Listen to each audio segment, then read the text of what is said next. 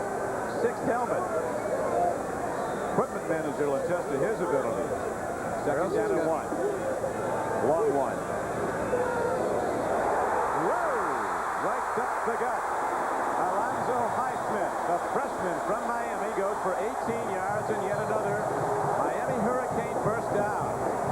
He was one of the Florida Players of the Year last season at Columbus High School in Miami, but he was a defensive player. And I tell you, the unknown quantity has an awful lot of quality, because these fellas are not in awe of what many people consider the best college football team that's ever been assembled. They had 6 people that made all Big 8. They've got 4 All-Americans on their offense. Right now, Miami's running through their defense. 7:19 to go in the first Miami half. getting big play after big play. 5:16 to play first quarter. First down. It is on their 10. Miami leading 7-0. Michigan's outplayed them so far. Both sides of the ball, Keith, the Michigan defense has given Auburn a lot of blocking problems. They're getting penetration, which just one problem Nebraska's had in this great season has been giving up a lot of pass coverage, although there's good players back there. Dave Burke is one of the best one-edge corners. Brett Clark saved the Oklahoma State game with an interception in the end zone. The Texans, the blitzer, the monster guy. Over the top he goes. And Neil Harris saved the Oklahoma game with 2 plays in the end zone in the closing section. Well, these players are sitting back there way ahead in most ball games. Now everybody offensively is going to throw the ball at them. That's why they get a lot of yardage piled up and not many points. He's the first 3-letter usually all the team has to do but throw the ball because they're so far down early in Nebraska. But not tonight. Miami's leading 7-0. Given the signal. Kotar. Here's Jackson's rushing records. You can see against Alabama, 256, against Florida, 196, his biggest game. Second down and 4. Inside. Final change. Roll out in from Nebraska. 5'7", 166 pounds. He gets tangled up with Al Sinsich, a big junior nose guard. You mentioned that Strasburg was on him. He was also on him for a very long time. The Auburn offensive line outweighs the Michigan defensive line by about 15 or 20 pounds per man. But the Michigan defensive scheme is to penetrate, use the angles, use their quickness, and they're doing it very effectively. That dive looks very worried right now. I don't blame him. He ain't there, you can't block him, can you? That's right. He's smoking hard to block. Third down and 2. Penalty call. Campbell to James. James turns it up. Excellent against the blitz, even though he's a freshman. They work on the blitz every day in practice. Here it is. Cooper coming up out of the secondary. 44. Safety made the play for Michigan. Runs him off It's the 4th play. and 1. Elvin Ward with the big flat clock. When you see that Auburn team has had very poor field position for 2 reasons. One, the Michigan offense has made a couple of 3 first downs on virtually every possession, punted the ball, covered it, and started Auburn very deep, where it's very hard to score field goal attempt by any points. Jeff Davis. He's hit only 1 of 10 outside the 40, even though he's a long kicker. Evan Cooper is deep. This one's on the way, and this Look one at it is from the right end zone as our director Andy Sedaris gives you the picture. So Miami Snap doing is all on. right. Coach Hamilton Kick is across away. the sidelines again, as he always does. Cooper's going to field it at 38. 4:51 to play in the first quarter, and Miami has opened up a 10-0 lead. Quincy Williams downfield to make the hit. It's a 43-yard punt. A long way to go, but the biggest upset of the year could be brewing in the Orange Bowl. 14th Olympic Winter Games from Sarajevo, Yugoslavia. The Olympic tradition continues on ABC. More air than gasoline. Games of the 23rd Every sip of Olympiad gas, in it Los takes Angeles 15 next gulps summer. of air.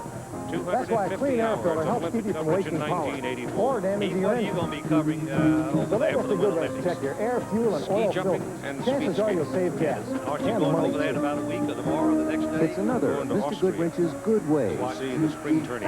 Final of the 4 meets. Miami is now up to a 10-0 lead over Nebraska in the Orange Bowl. Upset I'm City. working out here with It some goes of to our Rick Olympic Rogers. high The jump tailback, hopefuls. and he Now, these slashes people over can the really right jump. side. They love to jump. And See, picks up and you can put a more couple. bounce into the jumps Auburn when you continues purchase to U.S. substitute Olympic coins. The freely. coins They've got provide Thomas, valuable the support freshman for our linebacker, in Olympians there and now become for Greg priceless Card. He memories came of through the and made game. a great ankle tackle on Rogers. Weather down here in New Orleans has not been exactly the Orange Bowl score we gave you. It's not been much of a picnic, but it warmed up and it was a gorgeous day today.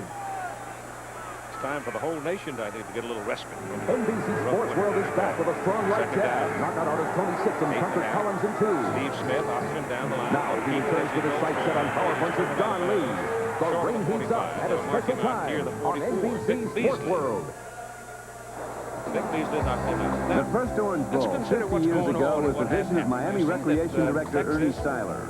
He had to purchase temporary bleachers for the 5,000 fans who came to see Bucknell defeat the University of Miami 26-0. Auburn at 10-1. They're behind 7. Now, 50 years later, really great opportunity at hand, it would seem to me, with for the underdog both Miami Auburn Hurricanes and for Miami, because they're the Nebraska 10-0 with 4:51 to play in the first quarter. Left playing unless Nebraska gets all freaked up and comes storming back to beat Miami. If Nebraska wins the game, it's academic. They know who's going to win. If Nebraska should lose, who knows? Here comes David King almost picks that ball off.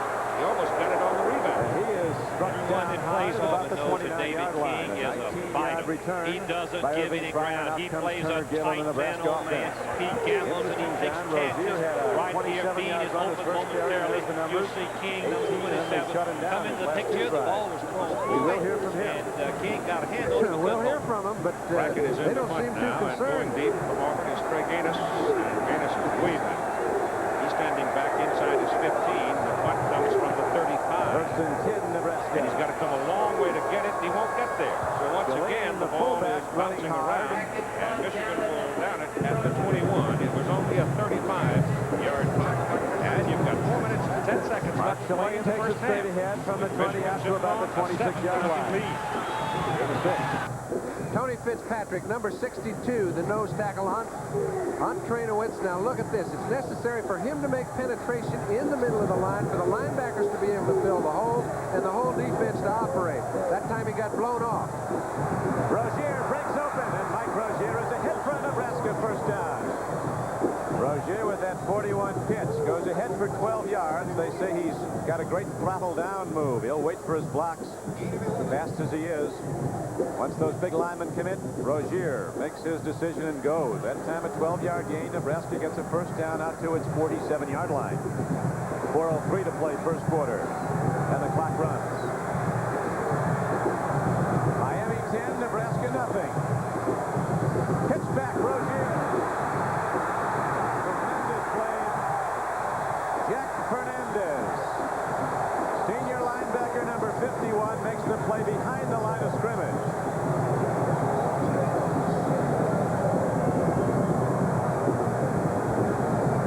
It's necessary to string this play out. They keep all their people in good position so that when he does cut back, they've got some people to pick it up. This time he never gets his play started. Jack Fernandez, a reserve linebacker who is playing quite a bit of late, makes a fine play. Now Turner Gill stops on second 11. He throws it strike. And the ball is caught downfield. Monty Engelbretson, the tight end, takes it inside the 40-yard line. A gain of 15 yards. And Nebraska has a first down. They don't throw to Monty often, as you see. He says, when they do, I appreciate it. Well, I'll tell you, one day they did throw it to him 3 times when they played Penn State on national television in the opening game. So in the rest 11, he only caught 4 balls. He's primarily a blocker and a fine one, but can't catch it. He's from Hastings, Nebraska, hometown of his coach, Tom Osborne. Now the Huskers starting to move and trailing 10-0. The give is to the first back through, Shalene, the fullback. Big at 225 and very fast at 4.5 speed for the 40. He's ahead for 3. Don, we talked about Tony Fitzpatrick, how important it is for him to get penetration. This time he throws Trainowitz away. When he does so, he gets some contact on the ball carrier before he gets to the line. And look at number 54, Jay Brophy, sitting right there at the line of scrimmage to pick up the runner. Now it's second down and 8, Nebraska. Swing pass, Rozier. And a tremendous play by freshman Reggie Sutton. Rod Bellinger, number 4, comes up, makes the hit. And that's the 3rd big hit by Bellinger at the line of scrimmage. That'll bring up 3rd down now. They're going to spot the ball actually at about the 41-yard line. Well, I've been told that Bellinger was an excellent hitter, but I didn't know he reacted as fast as he has. He's handled Rozier on 2 plays of that type, keeping him from making any yards at all. That's the way to play. Tough down now for the Huskers, 3rd and 11. Turner Gill on the rollout. He's got the strong arm, and he lets it rip. It's intercepted. Jack Fernandez. Kevin Fagan put the rush on number 95, and Jack Fernandez, a 211-pound linebacker, comes down with an interception. And Miami has the ball again. Don't have to weigh much down to get in the way of balls like he just did. Excellent reaction. Again, it's a 3rd down and 9. How many times have the Hurricanes put the Huskers in this position? When they do, they've pretty well rest assured they're going to throw. They've got their linebackers in a deep zone coverage. Fernandez comes down with the intercept.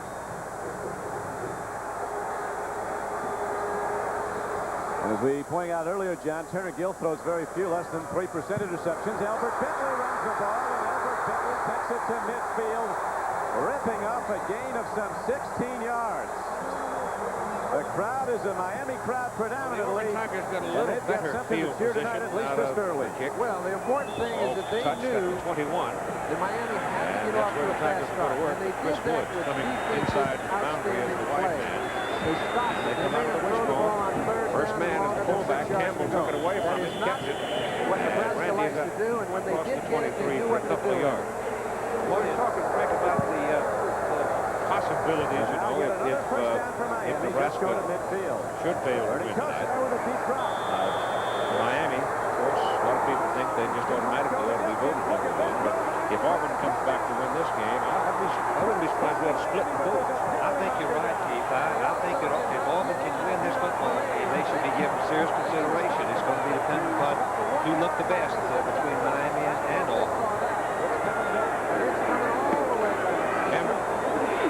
Gives it all to Agee. And Agee fights his way up near the 30. He's going to be a yard, maybe 2 yards short of the first down. Here's Tim Brent. Keith, just before the Auburn offense went onto the field this time, the coaches pulled them all together. They said basically they've been doing everything right except for one critical mistake every series.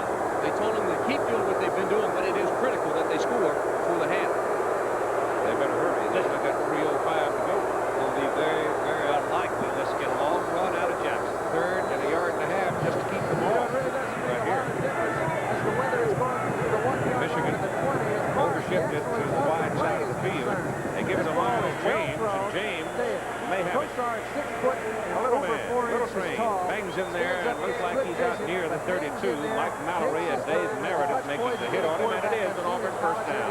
At 2:47 to go in the half. Auburn is going to have to loosen up, I think, and throw the ball, maybe with 2 wide outs and mix up some running and passing. They've been very stereotyped, running the ball on virtually every down. Michigan is playing it and got everybody up there. Like to have Jackson out there. A remarkable showing swing this game. They've got that in their playbook, too. He's coming to the track, and he is hit solid football since the opening kickoff. They scored on the 2 earlier possessions. Linebacker. They wanted to kick off, and they did. And still they could came stop off the block Nebraska. of West. West was split out and was blocking him man-to-man, and he released from the block, disengaged, and made the tackle.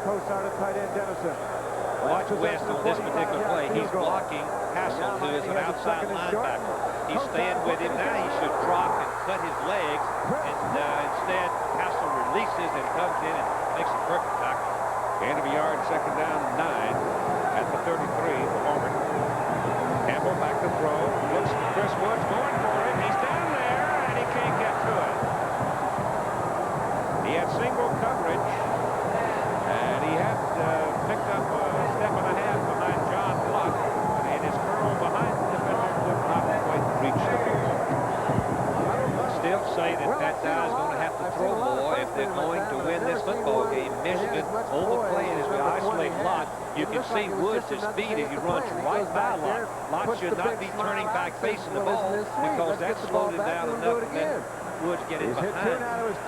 It is 3rd down and 9. The point was through, but there's a penalty marker.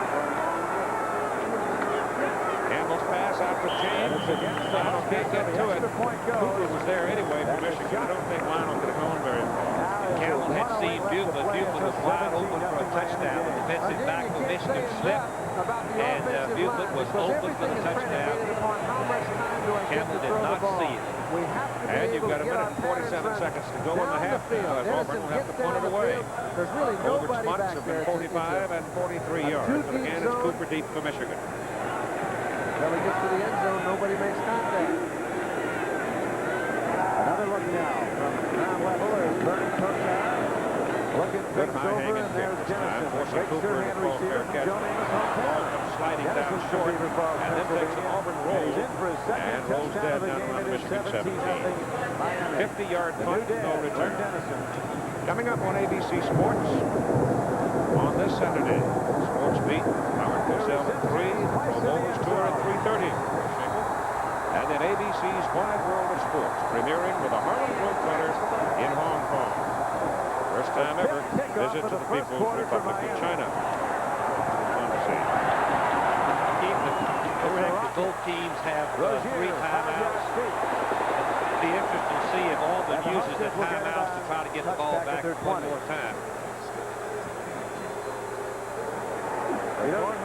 1:34 on the clock. Well, they've been stunned because I think it's been good defense by the Canes. They stopped them and put them in the 3rd down situation. Now, sure, Rogers made 27 yards, 18 yards on occasion, but if he doesn't make the 6 and 7 yards consistently, the better part of 6 yards on that carry, and Miami has struck again to lead 17-0 in the first quarter over the Nebraska Cornhuskers. That is really a shot. Howard Schnellenberger would like to stem one out of that fight. He's a great football coach. He's proven that for many, many years. In fact, Graham Ryan told me that Howard was the best assistant coach he ever had to work for him, and the best offensive mind in particular. They take it inside on 2nd down and 3 with Eddie Garrett, the fullback. And he may have a first down as Humphrey brought him down. Humphrey, number 79, plays the right defensive tackle. His job is to penetrate if he possibly can on these situations. Go inside. He's being blocked there by James, number 73. Keeps his feet, moves inside, makes the play, but not before another first down. Hurt his arm, had to come out of the ball game. Less than a minute to go down the first half, and a first down for Michigan after 28. And Smith gets the ball off. Up the middle goes Rogers. And Rick Rogers gets something out of the play, not a lot. Looked like the hole was there for a moment. Nebraska scored 48 bang, points in the tackle by third Harold quarter. Holmes. Stops him just short of the 30. A yard football. Keith, can you ever remember when we played a game that neither team used the timeout? No, in first half, neither team has so far. 15 seconds to go, coming up at halftime. Those are the features we have for you. Nissan trucks are. And halftime is in hand. Michigan's going to stay right in the hunt. This new 4x4 is proof of Nissan know-how. Halftime with Michigan leading The Auburn most by a powerful score standard of engine in its class and independent front suspension tame the worst Thanks, terrain. Keith. It looks like the 2 keys to the ball game have been their turnovers and your 4x4 ability to Nissan pass. Now, style yesterday, you is said you had to pass if you've had success. Well, I think 2 things. One, we dropped too many passes. Their turnovers have helped us. We have to start to generate a running game. We must maintain more possession to get our defense off the field. I used to listen to my We've got dad. to possess the ball a little bit more, and we can't do it unless Because we I run the learned, ball. be the best. 7 points on the You board. have It to could be listen to more. the You're best. right about the drop passes. How do you correct that, and what's causing it? Well, I don't know. It's just one of those things, you know. Anytime you play that kind of football, you know, That's there's a just how chance I to used to drop do the it. ball. Now I listen to Byron Nelson. The conservative Bo, For Jim my Beckler, no lessons, more. 3rd and 1, I and still he throws listen a to pass. that. We'll be back with halftime EFI. activities after this commercial Who else? message and a word from the When local station. Barton talks, people listen. The Michigan Dale Wolverines Greenstead leading is the a Auburn soldier with a Tigers in dream. the 50th Sugar Bowl The game by a 84 score of Olympics. 7-0 at halftime. College His football sport, certainly the not immune to modern the pressures and pentathlon. problems of ours. 5 grueling events. The Army is full of people who are striving to be all they can be. For specialist Dale Grinstead, that means striving to be the best in the world.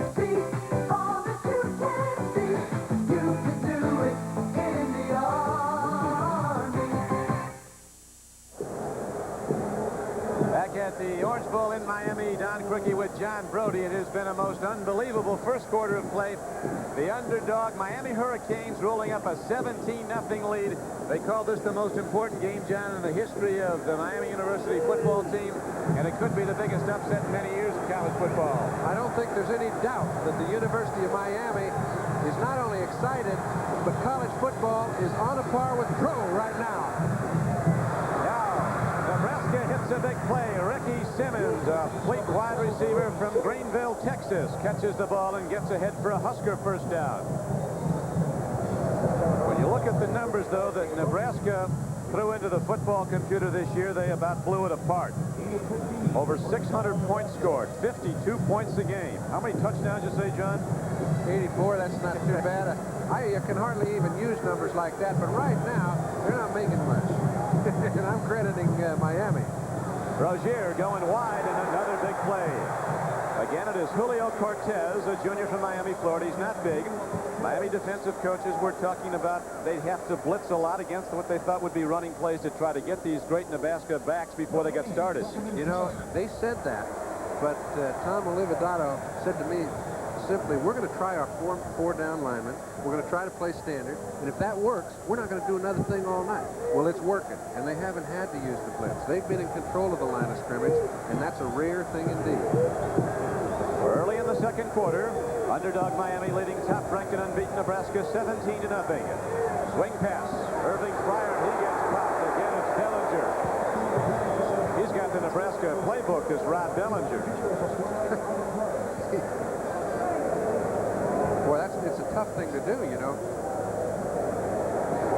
We just got word that one of their outstanding linebackers, Kansas City, got a knee injury. That's why we saw Jack Fernandez in there in the last series of plays defensively, and he's done for the day. You know what those knees are like.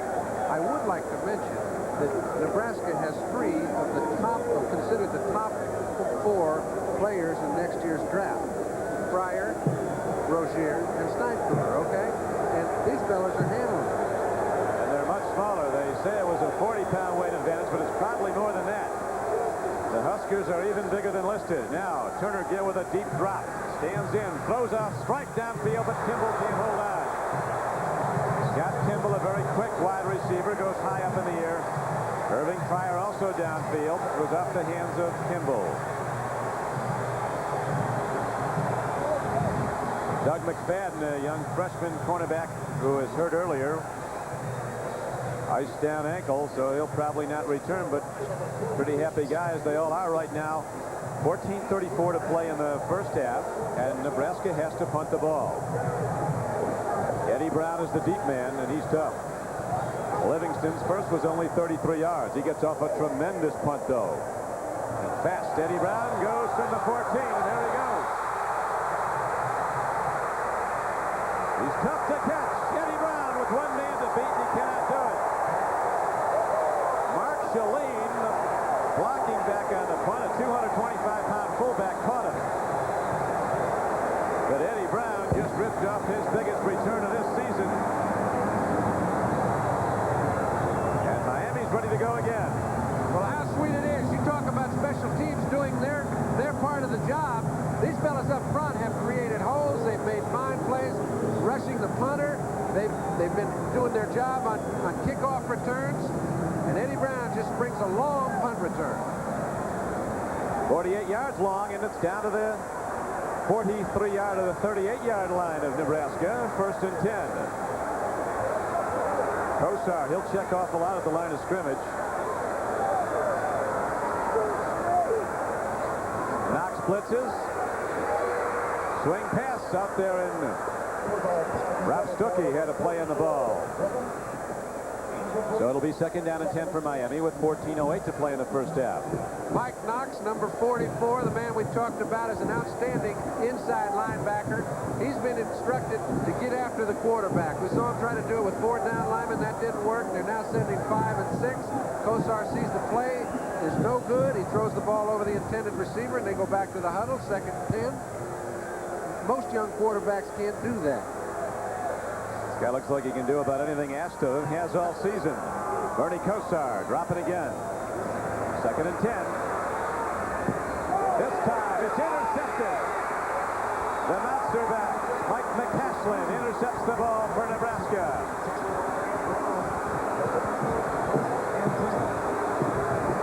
Very important interception.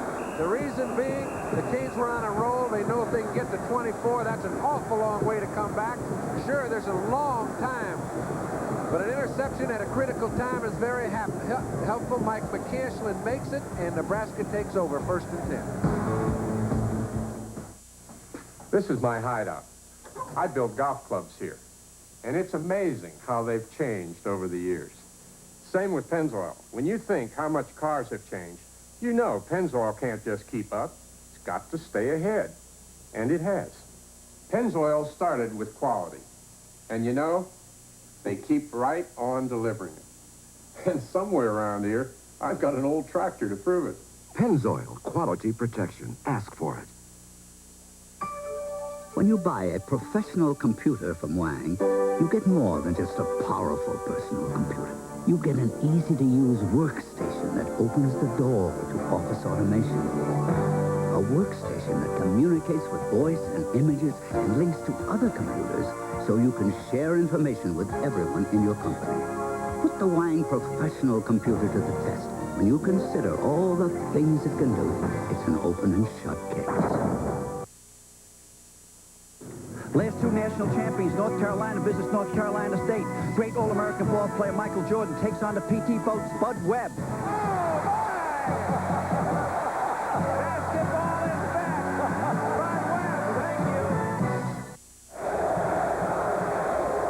Nebraska finally got a big play from its defense. A junior from Lincoln, Mike McCasland, intercepted Bernie Kosar. And there's Mike McCasland on the sideline, but he knows there's work to be done for these Huskers, and they're a team that is able to do that. But right now, the Miami Hurricanes, a surprise 17-0 leader. First and 10 Huskers. Nebraska averages some 7.2 yards every time they've run the ball this season. But tonight, it hasn't been that way. And first down has been the critical down. They have to do something on first down to keep the Canes from getting into an 8-man line at the line of scrimmage and stuffing them. They haven't been effective. Only a 2-yard gain on that play. Second and 8. Rozier, look at this man. Caught in the backfield and off he goes. Reggie Sutton is straight armed and he's down but up. Well, I can understand why he went down. He got a good right cross to the jaw. It looks like Rozier may run it in. If it's anybody but Sutton chasing him, who's a real 4.6, 4.5 speedster, he's going to run away with nobody in pursuit. Sutton follows him all the way. Good. Well, they traded shots. Remember, in the last 4 games, Rozier has run for over 900 yards. Right now, Turner Gill sprints out, pitches out to Mike Rozier. He's across midfield on a first down carry. It looks like he has 9 before Rod Bellinger again knocked him down.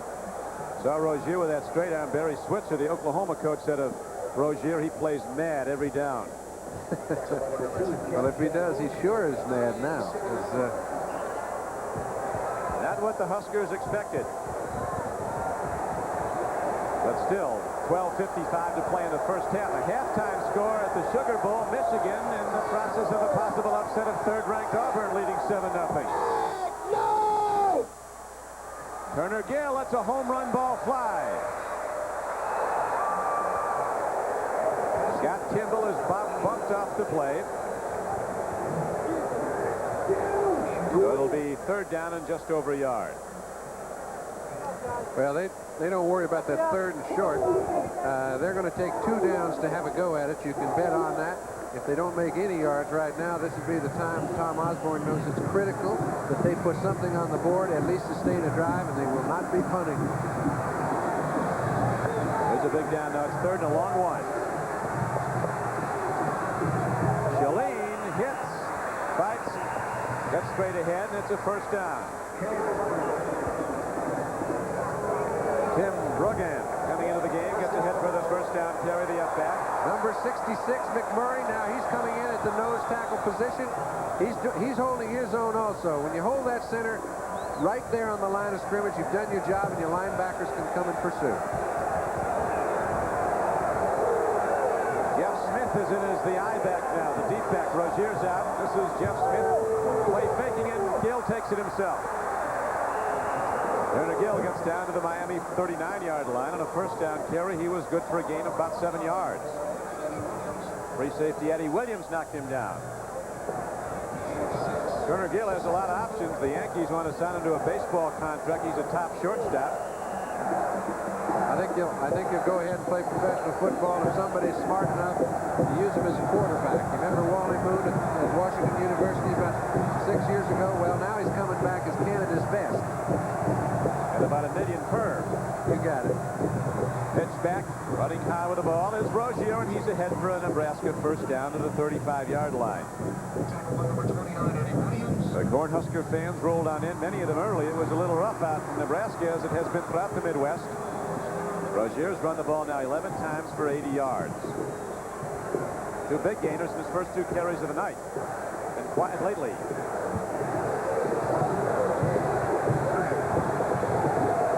Scott Kimball comes wide to the left.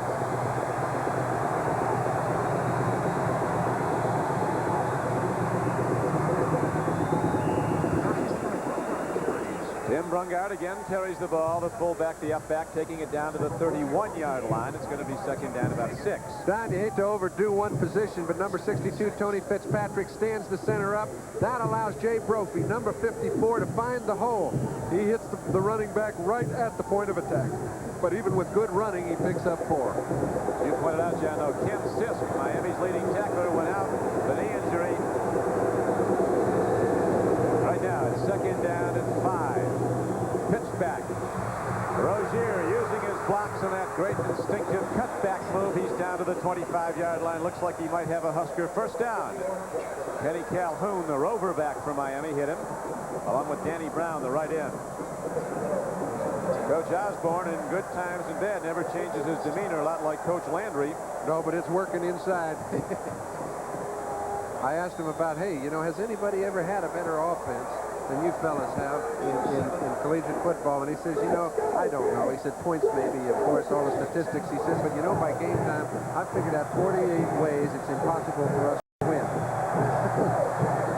Well, he's got to do some figuring out to get back in this, but the Huskers are starting to move now at power football. And right now, with 10:32 to play in the first half, Miami wants to check things out. They've got a shaken-up player, Eddie Williams, their free safety, is holding a wrist.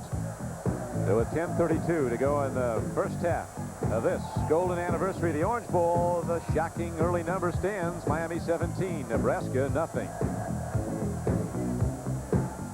America's meat and potatoes, McDonald's Quarter Pounder and Fries. You're working up an appetite. You're a meat and potatoes guy.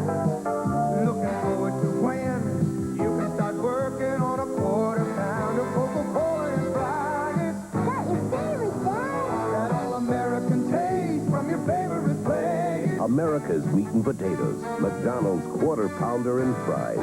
Dig in. McDonald's and you. People you love are counting on you. You need someone to count on too. You should all love your people. You can count them when the going's rough. Mutual of Omaha people throughout the nation and around the world wish you a happy and healthy new year.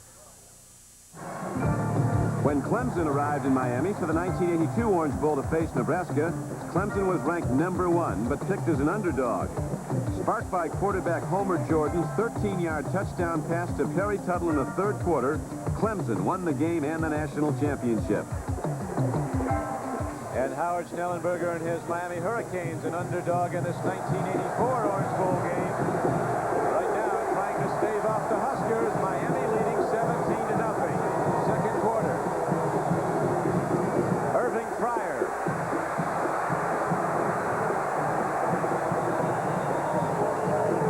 Got some. Down to about the 20. Gain of maybe 4 yards on the play. Reggie Sutton, the freshman corner, knocked him down.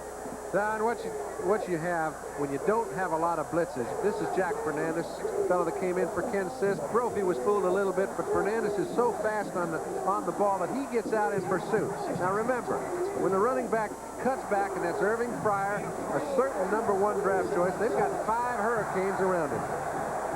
Fryer's something. He's out in the right flank. He's run the 40-yard sprint in under 4.3 at 200 pounds. Rozier doesn't get much, though. He tries to go behind a great right side. Lombardi and Outland Trophy winner Dean Steinkühler and Scott Reardon, about 300 pounds of football player, but he only gets a yard. And you can bet right now they have that old familiar option play. They are 3rd down and 5. I doubt that you'll see them go for a field goal at this time. I think they'll take 2 downs and run it. We've seen them throw the ball in this position 3 times earlier tonight. they were not successful, you'll see some sort of runner. Big down. 3rd and a long 5. Heading to the end zone and very close to it was Dean Steinkühler. He's in for a touchdown. I was totally fooled. The best technicians in the world were. Dean Steinkühler on a trick play goes into the end zone for a Nebraska touchdown. Now we're going to see how it happens, because I don't know. Well, I tell you what, it's one of those guards around. Every good team has one, but you never figure to throw it. Watch Turner Gill come out. Dean Steinkühler, number 71. He hands it to old Dean. The ball, he didn't hold it. He left it right on the ground. The only way you can give it to a lineman is you got to fumble it. He cannot take it and hand it to him. So what he did is he got it from the center and left it on the ground. Everybody pulled. Everybody read their keys perfectly, and Steinkühler slipped right into the end zone. That's a playground play that you never hardly see, but when you do, it's usually effective. I didn't expect a 275-pound offensive guard. You talk about flexibility. Watch it. Now the ball goes right on the ground.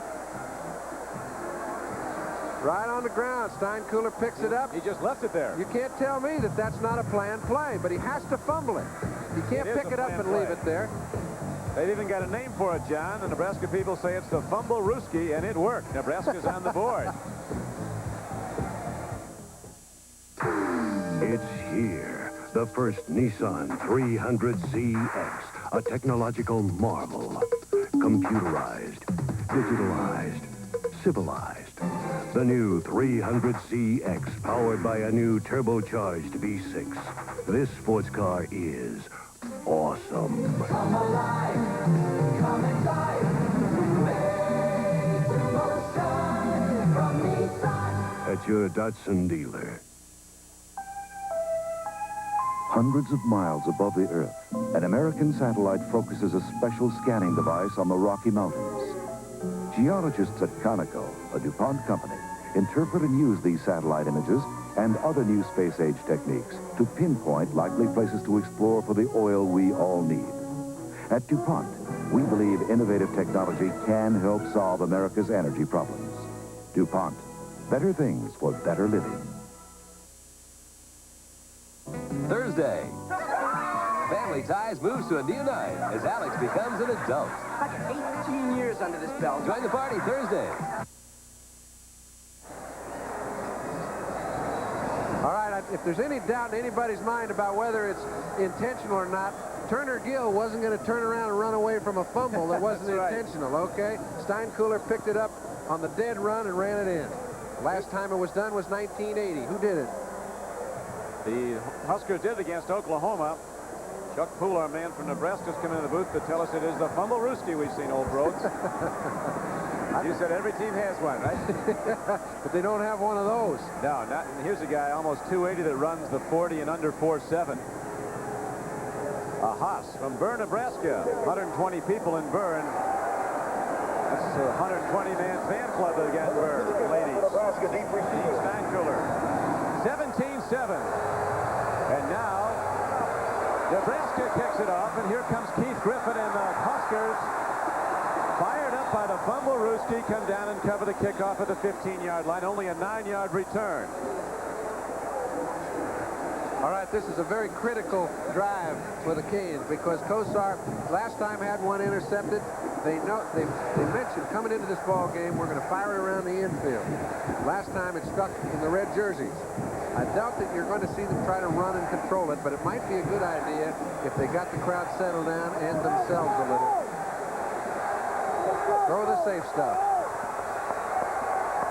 Bernie Kosar setting his team down, 1st and 10 at the 16-yard line of Miami. High back is Keith Griffin.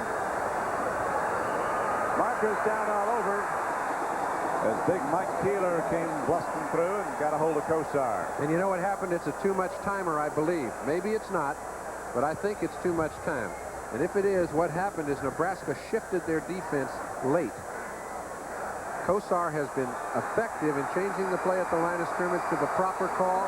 That time they shifted late, fooled him, and he let the time run out.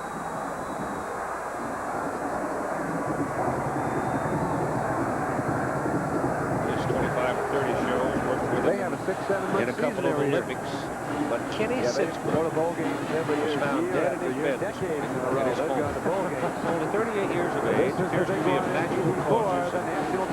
It's just bad. It breaks my heart because he's only 38, young family, his wife Jeannie and 3 daughters. And we've lost the line of scrimmage. It's just so sad to have something like this happen at the beginning of the year. And I know that there are thousands of people.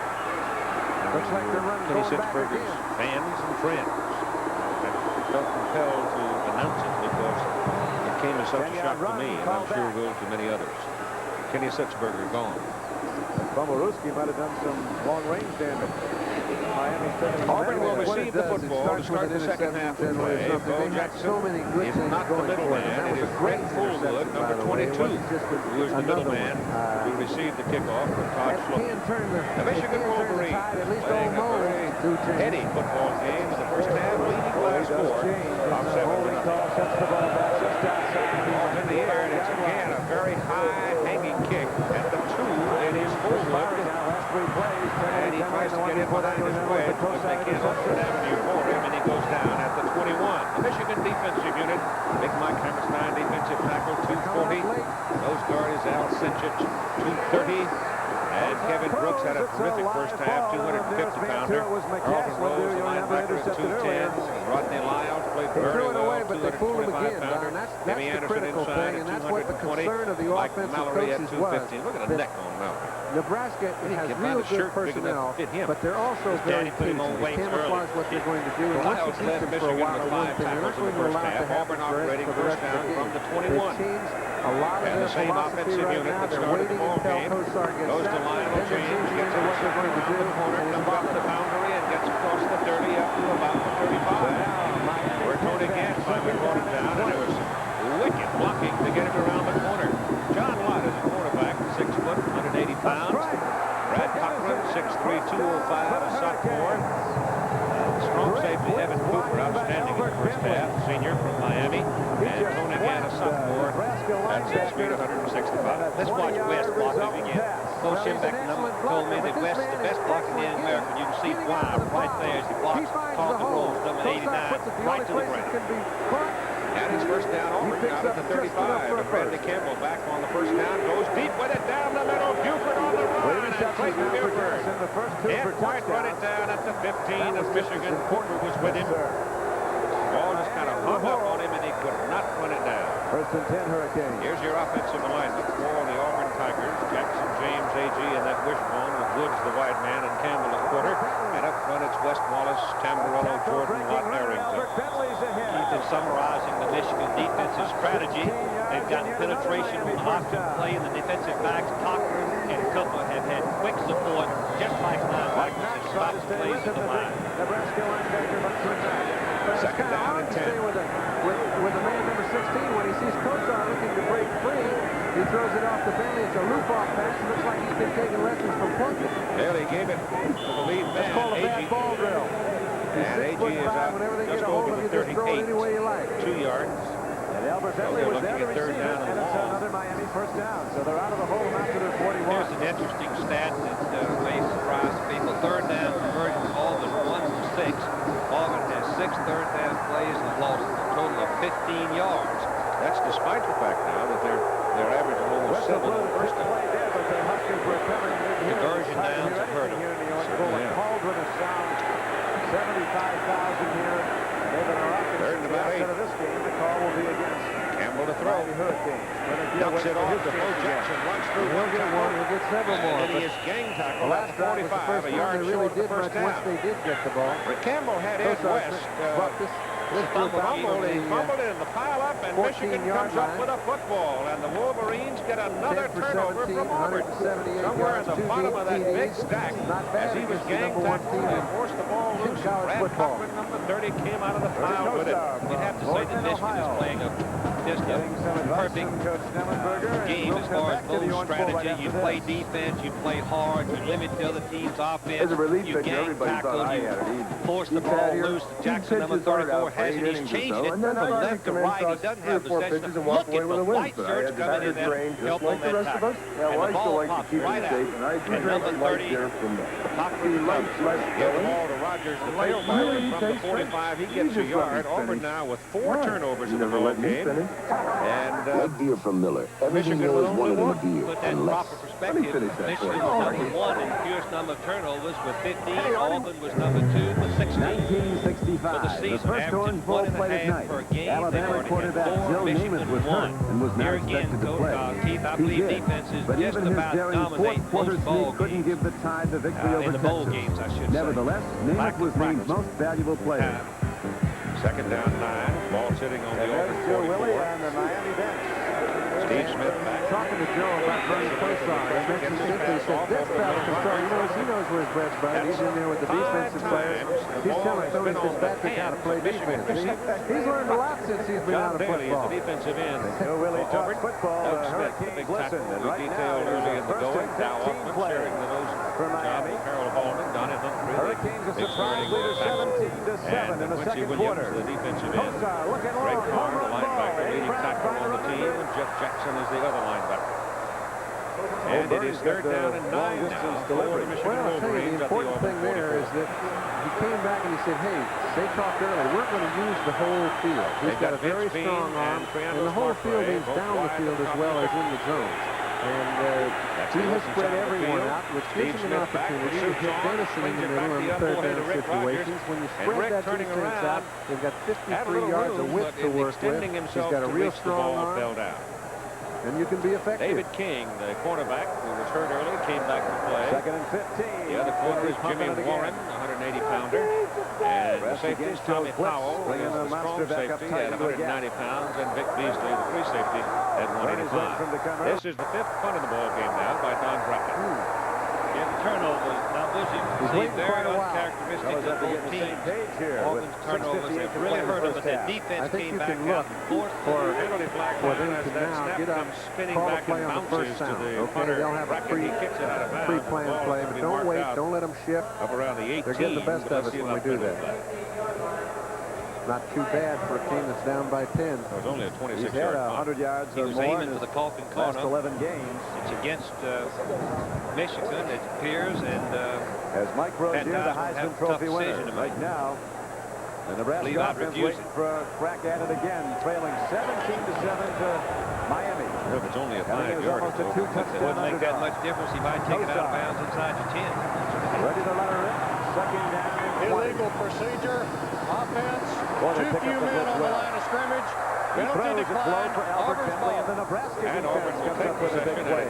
Mark Dawn's been all over the field, 51. Michigan still Well, Mark sitting on Dawn that has a 7-0 man-to-man lead here in the third assignment quarter. on Bentley and once in a while on Griffin, whoever's to the strong side, working in combination with Dennison. And he's been on him for as long as you can expect a linebacker to cover a back, 4 and 5 seconds.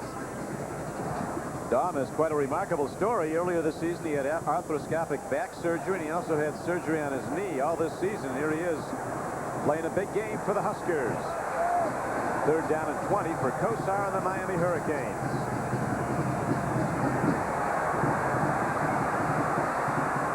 Pass to Eddie Brown goes up and doesn't come down with a great defensive play by Brett Clark. Boy, you know, that's also a nice play by Eddie Brown, Don, because he went in that middle blind. He knew that that ball was going to be a collision. Brett Clark, who's playing free safety back there. Let's take a look at it on the wide. Now, they're trying to get back to Kosar by rushing 5 people. They were ineffective with 3, and they didn't get there with 5. Kosar throws it down the field. Clark's playing the ball all the way.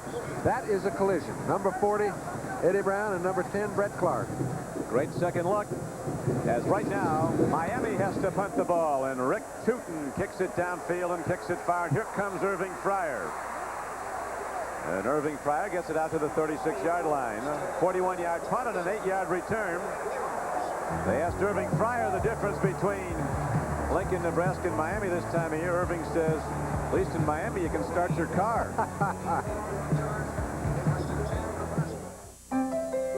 You're not just another face along the way to another place. Where are you headed today, Private Zaleski? Home. Home. It's one of our most popular destinations. You're the pride of United's friendly side. Thank you, sir.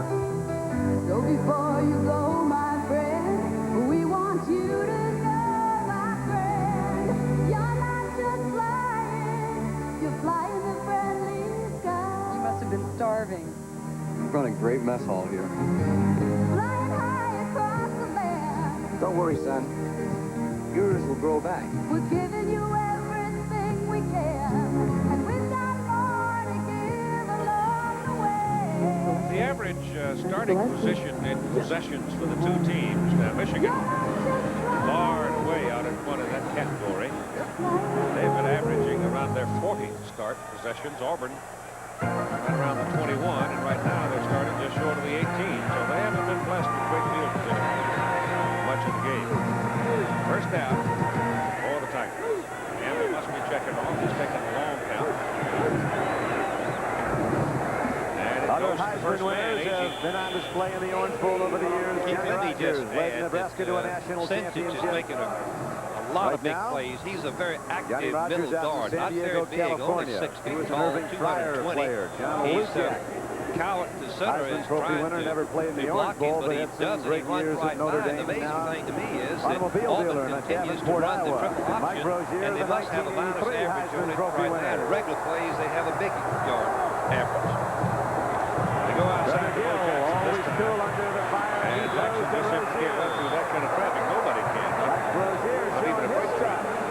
Gets out to about the 22. Both picking up on that play 3 yards. So he's got 72 yards. Lionel James has 57 yards. And the up man or the you find Rozier in a one-on-one situation with Turner Gill. You've got to stop, make him pitch the ball quick. Now he gets on the quarterback fast, turns it inside.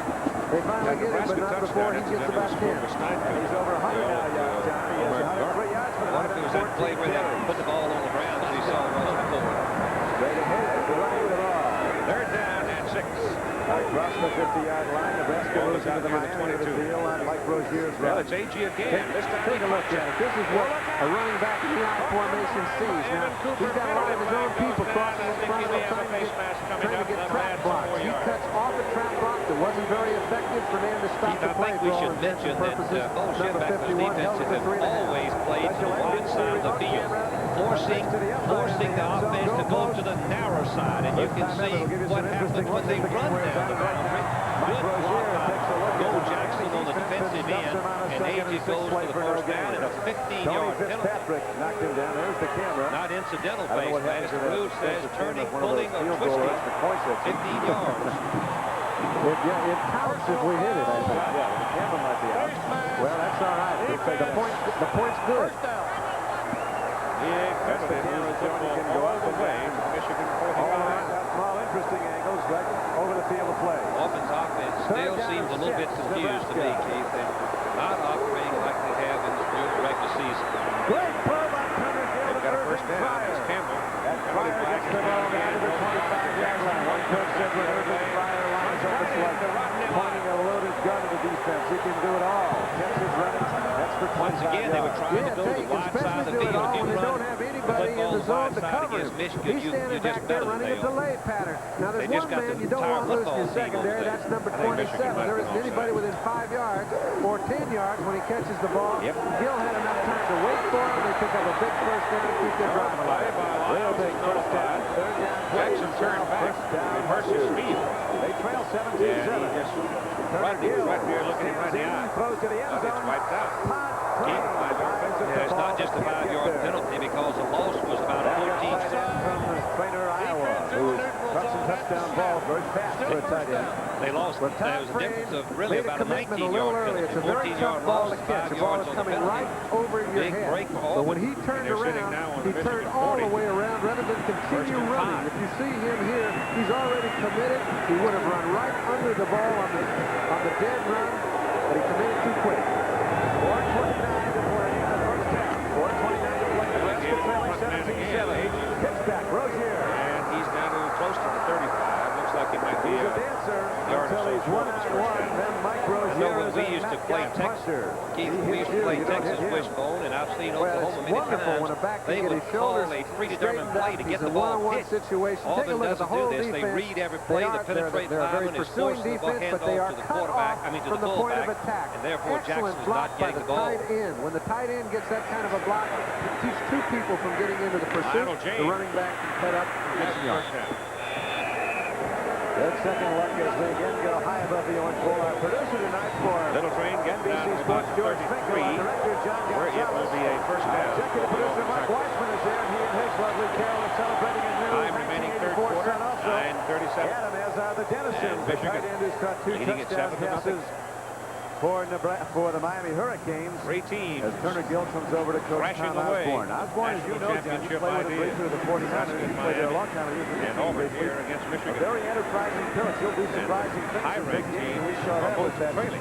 Bumble Rooski. I think he's a very Illinois, number 4, defeated I today think in he the Rose sits and Bowl, plans and he roundly by makes a real UCLA. study of coaching football. He's done Number 2, so when he Texas, was 21 losing to years Georgia, old. 10-9. I don't think there was any doubt in anybody's mind. He wanted to be I go back a and watch college the Bowls head many football years. It coach. seems to me the And I underdog think, wins about he worked 75, under 80% Bob of the Devine, time. got excellent tutelage. 30 days is a long And he's time moved to be in the and underdog. 29 and 22 in a row isn't bad, is it? Turner Gill has proven himself a winner. He's quarterbacked 30 games for Nebraska. They won 29. They only lost that controversial loss of sorts at That's Jackson. September of 1982. Inside the 25 and He's for the first done down. the highs and lows. Or when he gets it turned upfield, shoulder square, he can really lay a lick Yeah, on but you. to his credit, he was smart enough to walk away. I'll tell you what, he came back. He went back with the Dolphins and Don Shula. Key on that play is went West, back with number the 85. offense, He got this lined up job, to the and has right, really shifted put over to the something left on. because Michigan flip-flops their linebackers. Number 80, Lyles, is not used to playing a tight end, and you can see the hole that was opened up by the block of West. Husker fans let her rip. They're down And that it corner is end second zone. down and less than a yard. Back to Jackson. Jackson's got the first down at the Michigan 21. They're down there making some noise. They did give him a few seats. They gave him some seats down there where the Huskers are right ABC's now, about Wide the World of 10-yard Sports line. premieres They've next got those Saturday. here coming right Five at you. I fences hate of to be basketball a in the Far defensive East. back. Touring Knowing I have to Hong Kong handle on their him all first by ever visit myself. to the People's Republic of China. And from Tokyo, the World Cup weightlifting championship. Eastern time next Saturday, season premiere. ABC's Wide World of Sports. Outside it comes Lionel James, run by Rodney Lyle. Never had a chance. You cannot run to the wide side of the field against Michigan. The entire team is slanting and moving that way. That's a confident Lyles QB is on that the left. pitches You out can on see his him way at the bottom down. of his screen. He's just going to penetrate right up. Now he sees the pitch. He comes in behind the block. Jackson should have turned back and tried to block him, but big loss. Auburn again getting trouble when they get close to the goal line. Yeah, he lost 6 yards on that back to the 27. So second down and 16. 3:03 to play in the first half. At the end of the first quarter, it was Miami 17, favored Nebraska nothing. Great Now ability the Huskers to are rolling. that much. Pounding He got back back with to that big about the front line into 21. the game. Turned it back inside spinning, but Cochran got enough of it to bring him down. You know, that's not really a very important penalty, but when you sit down on all fours in a defensive situation, number 62, Tony Fitzpatrick, they may have ruled that he jumped just a little too quick, trying to get off on the ball, trying to create some sort of a big play. I think the chance is worth the risk. Big number from the Sugar Bowl in New Orleans, where Michigan where it's leads third and long. third-rated Auburn. Third down, 11. Now the third quarter. Here's the scoreboard numbers here at the Orange Bowl on the golden anniversary night. Give it to James up the middle. Michael James is marked first down as he gets over the 15. He's the eye-back, the deep Somebody made a great tackle to save a touchdown. Brad Cochran, number 30, the draw play. The block by Jackson on the linebacker, and you can see number 30 made a diving stop. Okay, good shot. Watch Cochran, number 30, just a sophomore. Missed all the season last year. Comes in and I believe that James would have scored had Cochran missed that tackle. Del Greco is in for a field goal try. They'll mark it on the 21. It'll be 31 yards. He has missed one earlier from 36. This one is up high enough and splits the middle. And Auburn finally gets on the scoreboard. 6:17 to go in the third quarter. It is now Michigan 7 and Auburn 3.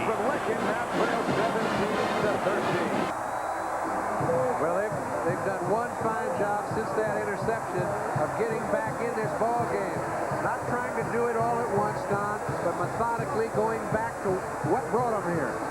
Turner Gill, Mike Rozier, a steady defense. Remember, 84 touchdowns throughout a season to play. They've got a lot of time and a lot of weapons, and they're back in it with more than a half to play. Starting to show that array of weapons as now the extra point by Livingston is up and good, and with 2:17 left to play in the first half, the Cornhuskers down 17-0 at the end of the first quarter are right back in it, trailing 17-14 as Turner Gill takes it in for the second Nebraska touchdown. The first, you'll recall, was a surprise score by guard Dean Steinkuhler. Another day at the office for Coach Osborne. Yeah, I guess so. Again, that's on the outside. Auburn will kick off with 6:17 to go in the third quarter. Getting the 31-yard field goal from Del Greco. Michigan sends Rick Rogers and Evan Cooper as the lead people. Del Greco to hit it. That play drive, 64 yards. Over 4 minutes to time. We'll see whether or not momentum has changed. Shirts kick it way back into the end zone. Evan Cooper put it down there. And it'll miss Michigan's football first down at their own 20. Three over receivers on the kickoff. Steve Smith 2:17 to play in the first half. Is 5 of 17 for 55 yards. And you can see Nebraska has just scored again in the Orange Bowl. And that is now Miami 17-14. Nebraska's first touchdown was the old guard around play. Some of you may remember it a few years ago in an Oklahoma game when Randy Schleusner picked it up. The quarterback laid it on the ground. Schleusner picked it up, ran it in for a touchdown. Well, tonight, Turner Gill laid it on the ground, and the old Dean Steinkuhler picked it up, ran it in for a touchdown. First down for Michigan. Let's see whether or not Steve Smith can get some momentum going for his offensive unit as he pitches the ball back to Rogers. Rogers running wide, and coming off the field hurting a bit. There's a little over 2 minutes to go before the half. Men out there. Number 91 was over there. Ben Thomas and David King, 27. Now, they've had control of this ball game at 17-0 early in the game. 91, Thomas, fine junior tackle. They're expected to be better than they are, but don't pursues get beautifully. He gets good support from King coming up. The two of them should make the play, but watch this. Rogers, a slasher, 225, but right between them, keeps those legs turning, and close to scoring. This is beyond. Got a first down out of it. Picked it up 12 yards. He's able to get both hands on this ball. His feet are off the ground. The ball takes him out of bounds. And he's out to the 38. Kozar does. Watch this. He hits the first thing. That's a good 6 yards there. Williams coming from the backside should keep right on the line of scrimmage. He gets a little bit too deep where he cannot really put his shoulder pad into Garrett, number 32, and he misses another tackle for Auburn. Big gain for Michigan. He got an opening drive when Miami came down the field. Second down and 4 for Wolverine. Markley comes to the bottom of the picture. Very nearly. Well, maybe so nearly Steve Smith. But it wasn't called, and I'll tell you what Kozar did very smartly right there. After he threw the ball, he knew it was supposed to a lateral, and he kept moving backwards, and the officials generally don't register right away. They check after a couple steps, and he got away with it. The halftime show at the Orange Bowl is first down. always Michigan seemed to pick up a a little momentum. As we spectacular, and look at this those year, two Dan back to the McNamara, the staff, executive making a director of the first Orange Bowl, down and his and staff coming have close to the outdone next themselves. one. A look back Get the at some of penetration the stopping halftime for shows loss. over the previous 50 years. Third, and the games are coming in the halftime. We have 1:54 to play in the first half. Gets it away over the middle, and it is incomplete. David King almost picked it off. And he's beside himself. Well, the ball was thrown so hard, it's thrown like a bullet. I don't see how very nearly with his second interception. They were going to Eddie Brown. Have Well, that another ball look. had to slip off You his can see hand. I know it can get a little hot down there. Smith is a little bit in Put a front lot of of the heat on receiver. the ball, and it seemed to slip just like a And the ball fastball goes would. right Go by the receiver over the and hits catcher's hand. King If you right take a on close the look arms at him and here, falls you'll see that ball incomplete. it's high all the way. The receiver Bracken never is had in. a chance for it. I think Watch it's Williams surprised right here, McCaskey more than anything. 93 really hits the blow on There's Smith. been an unhappy surprise for Bracken Schnellenberger. A second interception. Right Sixth now in it's the game. third down and 10 for Steady Miami. spiral. Gaines back at the Yeah, they 16. pick up the blitz. Down he goes Here's the throw. at the 17-18. 46-yard punt. Good hang time. A 2-yard return. Namath said earlier before the game he's very impressed with number 20, Bernie Kosar. He said, you know, but I'd like to be 6'5" just for one game. He said he can see the whole field, and that was a perfect illustration of it. He had nobody in the middle, nobody on the left, got a little time, threw it out to the right, and the receiver dropped a big one. It was an open receiver and a well-thrown ball, but it's incomplete now. Rick Tootin ready to punt again. Irving Fryer's back, and is he something? But he's got a fair catch this one back at the 14-yard line. So the Huskers will have 1:31 to play in the second quarter after that 39-yard punt and no return. Nebraska, after trailing 17-0, now right back in the game. The unbeaten and top-ranked Cornhuskers trailing Miami 17-14. It's been something this first half. Well, it's just been action-packed. It's like we didn't settle down for a quarter because neither did Miami. It settled down a little bit on the Cornhusker side in the second quarter, and they've still got a minute and a half. Nothing up the middle for Nebraska. Cornhuskers go to the run. It'll be second down and 10. Once again, the clock Auburn runs down to 1:16 to play, and Nebraska now calling timeouts. The Fiesta Bowl on NBC today. Ohio State with a big effort beating Pittsburgh. Georgia upsetting previously unbeaten Texas in the Cotton Bowl at Dallas. A 10-9 victory for Vince Dooley and the Dogs. UCLA came out of flying and blasted Illinois, the 5th-ranked team, in the Rose Bowl here on NBC. Now Turner Gill, pumps back and throws to Shalane on the screen. Like he was Once hit the again, wrong way. the penetration, I don't know. Pretty good move on the If stripe you look out at that there. guy, he's wanted himself. What's Guys happening? started to turn The back. Michigan defense are getting Mark the Shalane jump went to and Nebraska and penetrate. Omaha to Jackson start his got hit in career. the backfield, Played Keith, on that football, last dropped play. out for a Was year, got lucky to get back married, to the started line of lifting scrimmage. weights, gained about 50 pounds, Michigan didn't lose any motion speed. back Here control. he is, If Auburn starting wants to throw the fullback for ball the and Huskers. beat us, that's fine. But they're not going to beat us running like Rick told me this morning. I may not win every race, but I still have an advantage over these guys. That's right. I use the Gillette Acro. Campbell. They don't. It has the advantage of a pivoting head. Acro is better than pin blade razors that don't pivot. See, they don't always stay on my beard, but my Acro pivots to keep both blades on my beard longer. So I get a better shave.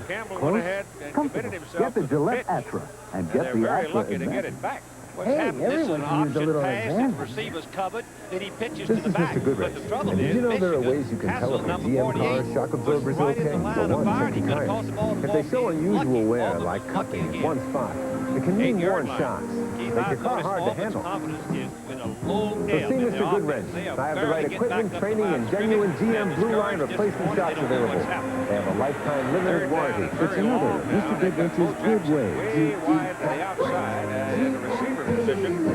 And they hand it off inside to Tommy Angel, the fullback. And he bumped it up to about 12, 13. And once again, Auburn's going to have to kick it deep in their own territory. And Michigan, if they handle the ball, will have very good field position. He'd have to be the longest, strongest gun in the world to get it down to the 10, but he did actually have a receiver down there. That's 70 yards past the line of scrimmage. That's a good long distance. Ricky isn't big, but he can go. Fourth punt of the ball game. James by Swanson Lewis comes Cooper. out in the left flank now. Evan Cooper Ernest is Gill deep. with 5 seconds left. Firing 10 in the flat. Wolverines up there. Now they feel Throws a back. strike. Not a very good Scott kick. Kimball It's going to coming hang out up of the ball. high.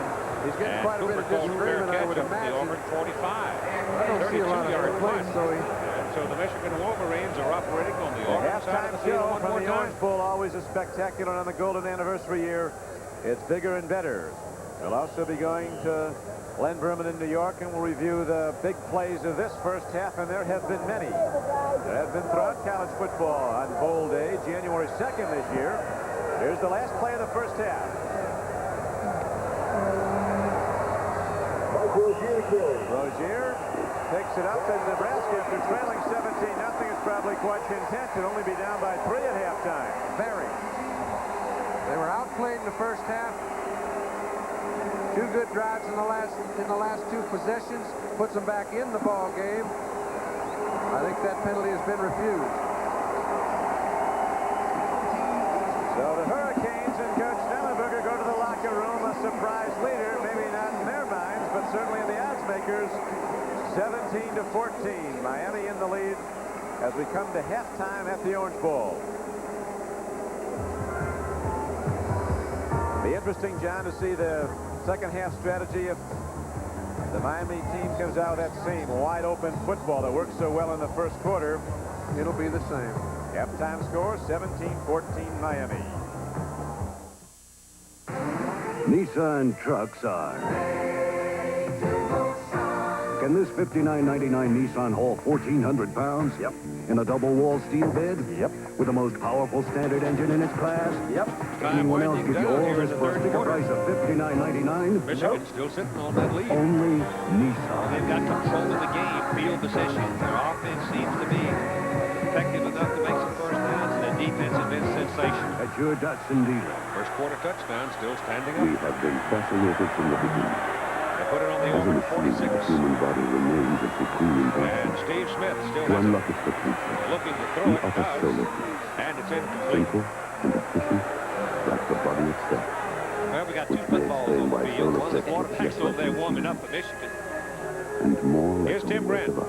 Keith, Randy Campbell was just talking to the assistant coaches down here, and he says that Michigan is disguising its defenses extremely well. They're lining up one way, and then by the time he snaps the ball and gets a predetermined read, they're jumping into something else. That's what happened on that pitch, and it hit the At defender right in the halftime at face. the Orange Bowl, it is University of Miami Hurricanes Steve Smith ran it 17, in the for 3 Nebraska yards for a Cornhuskers first quarter outranking 7-0 Michigan 14. lead. Auburn's come back Nebraska with rallying a back with field 14 goal. second quarter He points took it after they down were to down 7-3, 31-yard field goal by Del Greco. First That's all quarter the scoring onslaught we've by had. Miami. As Michigan Right now, the literally has control Hurricane of the flow marching of this band is football positioning game. itself on the And Orange this Bowl is Rick field. Rogers, who's And having a then big the night. big He's closing halftime in on show 100 yards begins. himself.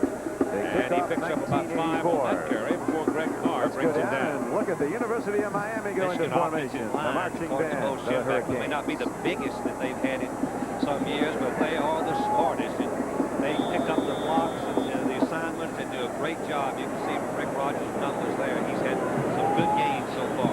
After Texas lost today, you see the breakdown of Michigan offensive front. After Texas lost to Georgia today by 110-9, Auburn, of course, their hopes for a possible national championship soared. And with Miami beating Nebraska 17-14, they're still up, but they're just not playing very well right now. As Zim Nelson steps across the middle, makes the catch on the Steve Smith pass, and he's close to a first down. He's a little bit short, and Bo Sheffield is going to have a tough decision. It appears from here, about 2 feet. Watch Keith Carr on the blitz, coming right through, making the throw, quarterback throw quickly, but the tight end has to be open, and the quick adjustment by Smith and the tight end allows for the completion. Greg Carr has been pretty quiet. He's the leading tackler on the Auburn team, but the misdirection plays by the Michigan offensive team so far have kept the Auburn linebackers pretty quiet. It is 4th down, and they're going. 4th and a yard. Now Steve Smith calls timeout. And that's the first timeout we've had called in the ball game. We have 27 seconds to play in the third quarter, and that's the first timeout called in this ball game. We'll be back in a moment.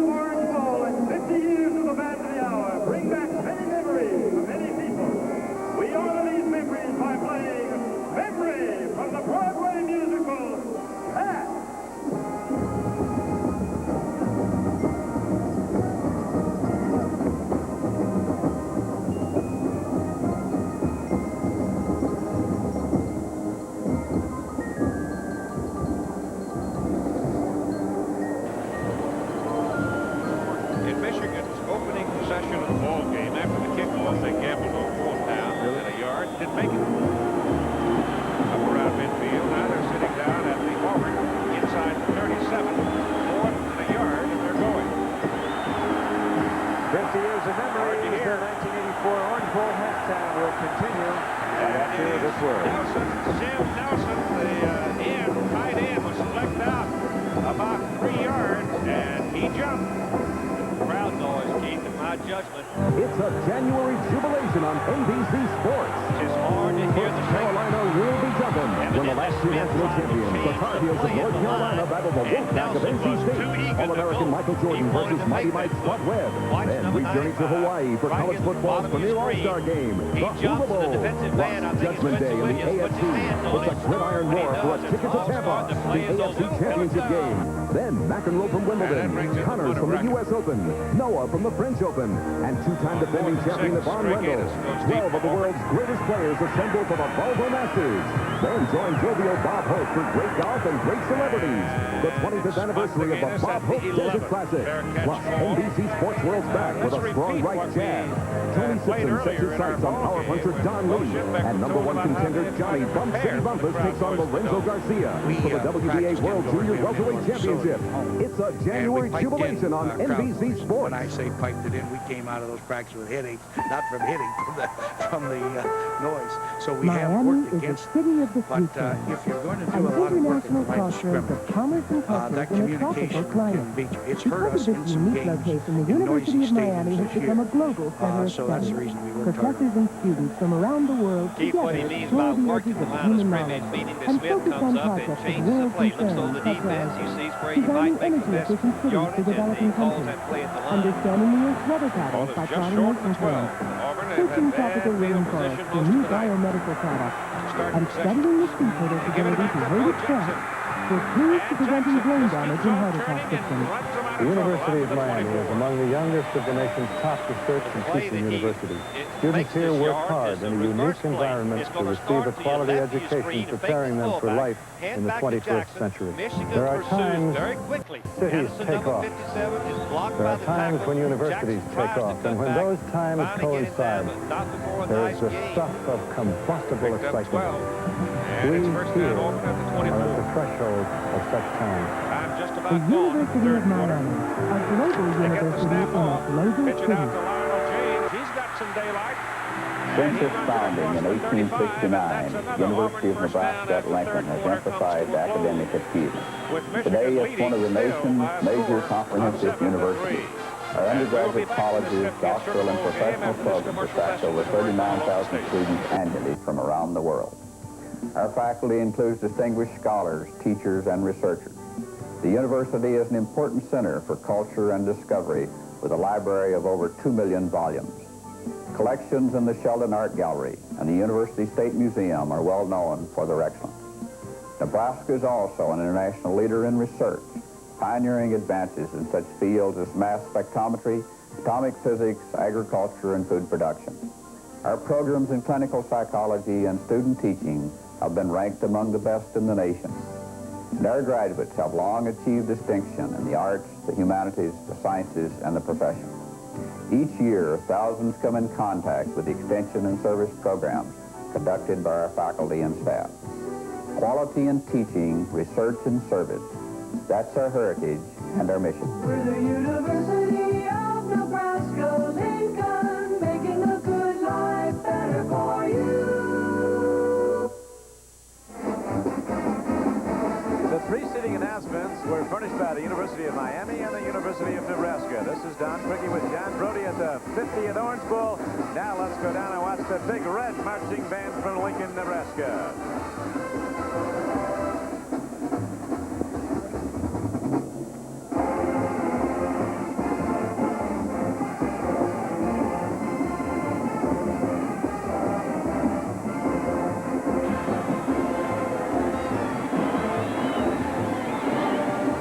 We've got 15 minutes to play in this 50th Sugar Bowl Classic. And if you believe in omens, well, Auburn just went over 200 yards of rushing. They have not lost a game this season in which they've gained 200 or more yards on the ground. They have a first down at their own 35. They trail 7-3. And whistle stop them. Once again, the crowd noise, Keith. The quarterback was getting ready to snap the ball, and the lineman moved. Auburn has been substituting regularly. Jordan, the all-conference player, just coming back in the offensive guard position. Ostrowski, number 65, coming out. Dead ball. Ball start. Offense. Still first down. Here's the number that Keith was talking about. Auburn, and as far as that Michigan, the only games they've lost is when they failed to rush for over 200 yards. Both here the stats, Auburn has picked up in gain, as you can see. But the big problem, Auburn has had 4 turnovers, something uncharacteristic. They only had 16 for the season. To New York. First down to 15. Lynn Berman on Bowl Day, 1984. Oh, that Michigan man really came off to the referee. I think he might have been a little bit too quick. Looked like nose guard Simpson. Thank you, Don. Quickly, and who would have thought that it would take a trick play to get number 1 Nebraska going in this Orange Bowl? It was all Miami, 17-0 until then. We will have first half Orange Bowl highlights a bit later on. But first up, the highlights from the other ball games around the country, starting with the Fiesta Bowl earlier today here on NBC. Tempe, Arizona. Ohio State and Pittsburgh, late fourth quarter. Snuffed the Everett field goal, gives Pittsburgh a 23-21 lead. But Ohio State strikes in the final seconds. Final 45 seconds, Mike Tomczak, 39-yard touchdown pass to Thad Jemison. Ohio State beats Pittsburgh 28-23. In the Cotton Bowl, how about them dogs? Georgia trailing Texas 9-3 and punching late fourth quarter. Texas fumbles. Gary Moss recovers for Georgia, and that sets the upset in motion. John Lasseter, the quarterback, 17 yards for the touchdown. So Georgia upsets previously unbeaten and number 2 Texas 10-9. Then came the Rose Bowl here on NBC. All UCLA beating number 5 Illinois. Rick Neuheisel, 15-yard touchdown pass. He had 4 touchdowns today, tying the Rose Bowl record. 45-9, UCLA beating Illinois. 13 of the last 15 Rose Bowls have been won by the Pac-10 Conference. You know, it's possible that only one of the top 5 teams in America will win this bowl day before. Either number 1 Nebraska or number 4 Miami. The winner could be national champ. We'll have a spectacular halftime show from the Orange Bowl and more highlights after this report from NBC. As much tonight as he has in any game other than perhaps the Maryland game, where Maryland gave him a little more room to operate. He's carried 10 times Good evening, so far I'm Nancy Chandler. Tonight on News Center 3, we continue our expanded coverage of the Orange Bowl. Terry Roger will have a live satellite report immediately following the game, and Chuck will have complete of the highlights. Now this. When he leaves it with him, but he doesn't. The Michigan defense reacted to it. Third down, still 3, and Auburn is now 2 out of 10 on third down conversion. With all other energies combined. A little gas does a lot of work. In addition to our coverage of the Huskies tonight, Mike Olin will have a startling report about how the water in your home can easily become poisoned, and a major labor dispute may break wide open tomorrow. We'll have the present that story and more after the game. That official has not marked the ball yet. The best corn insecticide for conservation tillage is Counter. That's because you can put Counter in the seed burrow where it won't get lost in the trash. Counter won't hurt your seed, guaranteed. And Bandit or in furrow, Counter controls more corn pests than any other product. For trashy fields, go in furrow with Counter. In cleaner fields, keep on Bandit if you choose. Counter, best for conservation tillage, guaranteed. Fourth down over 30 times. The Midwest has never seen anything as big as this. It's Mrs. B's 90th birthday party at Nebraska Furniture Mart. To celebrate, Mrs. B has ordered super special prices in every department. Fine furniture, carpeting, appliances, TVs, VCRs, stereos. Save big on any of the quality hot point appliances you've been waiting for. As Mrs. B says, in the 47 years I could have the worst prices there ever been. Happy well, they're not giving him a very good mark. He certainly are. They're not giving him a linesman. You know something? You're falling behind in the long-distance game. You got to keep your eye on the ball. 45-yard line. Sprint is finding new ways to save you money. Like now, they've got no startup fee and no monthly charge as long as you make $5 worth of calls a month. I don't know why they didn't go full over the top. Especially when you can call anywhere in the country, any hour of the day. And off to Jackson, he You just thinking goes about right over switching the to top. Sprint? That's been their best short yardage play. Call Sprint. And Campbell only weighs 165 pounds. Not very good running quarterback when you step back. Well, U.S. athletes need more than cheers. For the 84th exercise Summer some Games, cheer for they their need you to defenders right purchase here. Olympic coins. The coins give them financial support, and you get valuable keepsakes. And with the right support, an athlete can reach any goal. Turn precious metal into Olympic medals. Support the home team. Happy holidays from all of us at News Center 3.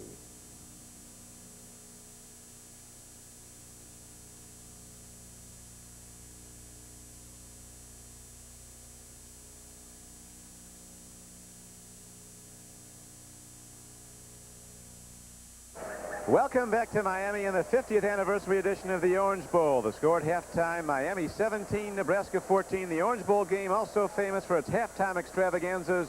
This year, no exception, in a celebration now of the first 50 years.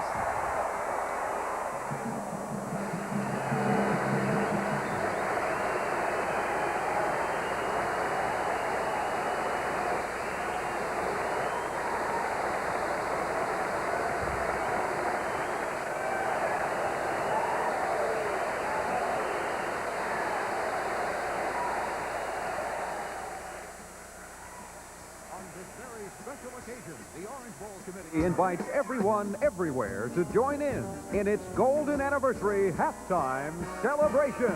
Here we go with a special show, celebrating 50 fabulous years. It's our goal here at Orange Bowl to entertain you and to fill you with cheer. You see, you all receive your invitation. The ball is inside the Auburn 45, where it is first down for the Michigan Wolverines. They lead 7-3 with 13:44 to play in the game. It is the fourth time that Michigan has been able to start a possession on the Auburn side of the field. And yet, Keith, they haven't scored one time, and that's a real credit to the Auburn defense. They've got to have an awful lot of leadership right now. It's got to assert itself, come out, and try to get the balls back for the offense. Well, we were going to start looking pretty prominent. That's right. That's right. Auburn has to win the game. They'd have to go for two. They should score a touchdown. Have the field. This is Rick Rogers. Penalty flag goes down as Rogers gets to about the 43. Number 9 came flying in. Tommy Powell missed his target and took himself out.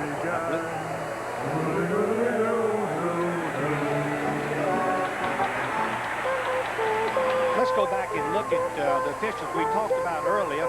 And the one thing that watch the you can see that. Keith, look at the ball. It's right on the yard line. And this official comes in and moves the ball back. That was on third down. He moves the ball back and leaves it about 2 inches short. Now I don't know why he picked the ball. Look at me way up high, suddenly I don't understand that. Well, the linesman had marked him with his left foot, right?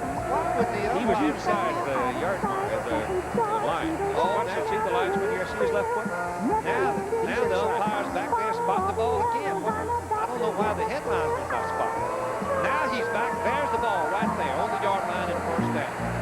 Well, the penalty was against Michigan for holding. It's first down at 20, and up goes Rick Rogers. Down goes Rick Rogers. Short of the line of scrimmage. Well, Red Carr, the linebacker, 54, came firing through and got it with some help from Quincy Williams. Keith, we'll see if Pat Dye's theory of fourth quarter being here since he's substitute. You can see he's been running in and out these defensive people. They haven't played over 35 plays, and Michigan had been playing most of the ball game with very few substitutes. At second down, the football is sitting just short of the Michigan 48. And they've got to go down inside the Auburn 35 to keep the football. Second down. Bullet sniped down by number 42, Jeff Jackson, senior linebacker. Most coaches will tell you that linebackers with a running play fake don't have a chance to break up the deep curve. Jackson, number 42, has 4.7 speed. Watch him. He watches the quarterback when Smith calls the ball. Look at him. Watch him dive. Get his left hand on the ball. It would have been a completion and a first down. Great play by Jackson, the senior linebacker. Smith now started out like gangbusters in the first quarter, but he's cooled off. He's 6 out of 21 for 59 yards and 0 for 7. On third down attempts, the last 7.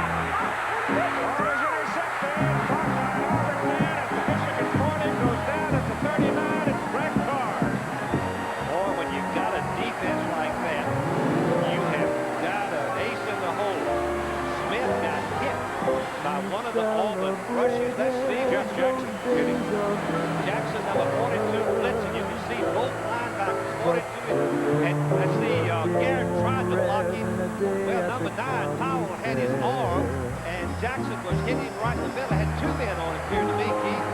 And who intercepted it? Greg Clark. Greg Clark. What a play for Auburn. Well, let's see. The defense is not giving the offense the football on the Michigan 39. Let's see if they can do something with it. But the Wolverine defensive people have just been superb so far in this football game. They have befuddled and literally stopped the Auburn wishbone. Ball goes to Bo Jackson. And Bo Jackson is hit by Hassel. Tom Hassel, number 48. Hassel is not very big. He's only 6 feet, weighs about 210, but he weighs about 240. Penalty coming up against Auburn. Procedure.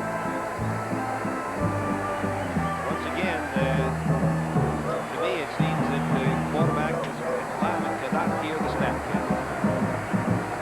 Auburn still is going to have to throw some. The Michigan defense all over the running game, meaning they've got 10 men up there close, ready to tackle the ball carriers at the line of scrimmage. One man playing deep, really. That's the one on the wide receiver. Everybody else playing the run. 12 minutes and 28 seconds to play in the football game. Tamburello is back in at center for Auburn. Yep, first man again. That's 11 carries for Agee. And he reaching on down to about the 41. I cannot understand that you still try to run the triple option with everybody up on the line of scrimmage. And they're making the fullback keep the ball. And that's wise, but they can't get the ball outside to Jackson. You can see Pat Dye's giving the offensive coordinator some instructions right there, Jackson Rowe. That's Bo Jackson here at the line of scrimmage. Momentum carries it inside the 40 to the 37. So they've third down and 9. Look at these numbers here. Bo Schillebecker told me, I said, Frankie, I said, Bo, you going to single cover the receiver? He said, we're going to force them to throw. If they throw and beat us, they just beat us. But they're not going to beat us running the football. There are the percentages. Third and 9. Up the middle, Jackson does not get the first down. He stopped short of the 32 by Mike Mallory. In this situation, with possible national championship, at least the ramifications, he's got to go for it. He's got to go for it. I wouldn't attempt to punt or field goal. Got 4 good yards to cover. They haven't made 4 yards on third down today, I don't believe. Maybe 2, but not 4. Double wide receiver, triple receiver. That's a pretty good formation. He's got Jackson in the slot. Now they can roll out that way and have a chance. Jackson coming back. Campbell keeps it. He's got the first down. Big play, Randy Campbell, Michigan 18.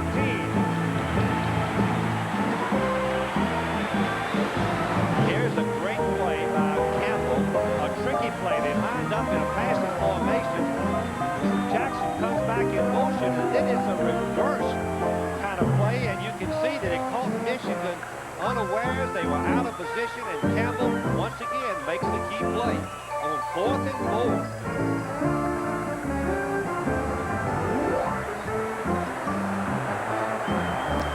That should step up the offensive line. Yeah, but they've been getting to about this point.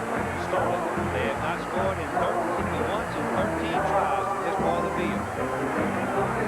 That's Jackson searching for some daylight. There isn't much.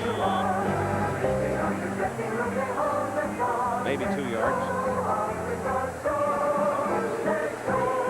Auburn tried to get in a surprise formation, an unbalanced line, to give an extra block to Jackson, but Michigan would not be fooled. They moved right over as we look at Jackson for the ball game. 17 rushes. They want to get the ball to him at least 20, but he hadn't had much of a chance. Collins is back in there at fullback now. Age is out.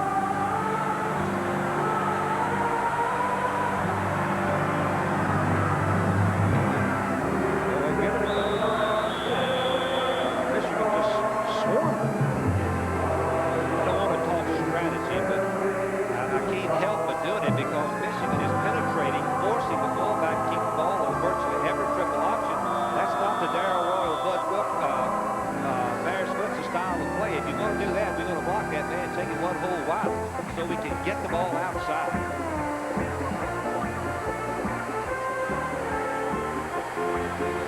looking to ball again. Same formation as the last big play. Triples to the right. 3rd and 7. Campbell looking to throw it. Goes down the middle with it. And did they intercept it? No. No, incomplete forward pass. Almost picked off by Tony Gann. Well, now Pat Dye's got a decision. He's not. Yes, he is going for the field goal. You've got 8 minutes and 53 seconds to play in a football game.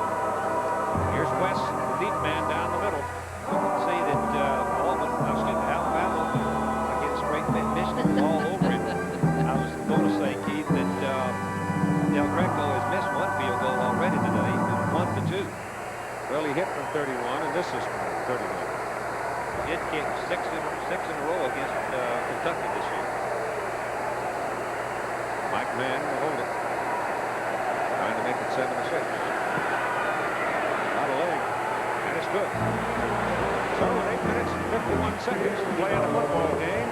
Another fabulous extravaganza here at halftime of the 50th Orange Bowl. We'd like to thank some of the thousands of people who year after year miraculously put it all together. Here's Buford, number 11, the wide receiver. Look how wide open he is.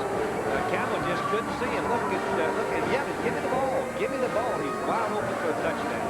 Oh, my goodness. It wasn't anybody within 8 yards of him. But didn't see him.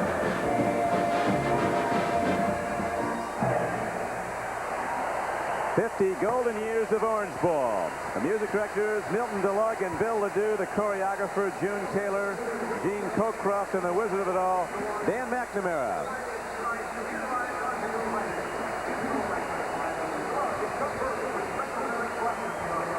A night of celebration in Miami, Florida. As at the half, the score stands Miami of Florida 17, Nebraska 14. We'll be ready for the second half kickoff, but right now back to Len Berman in New York.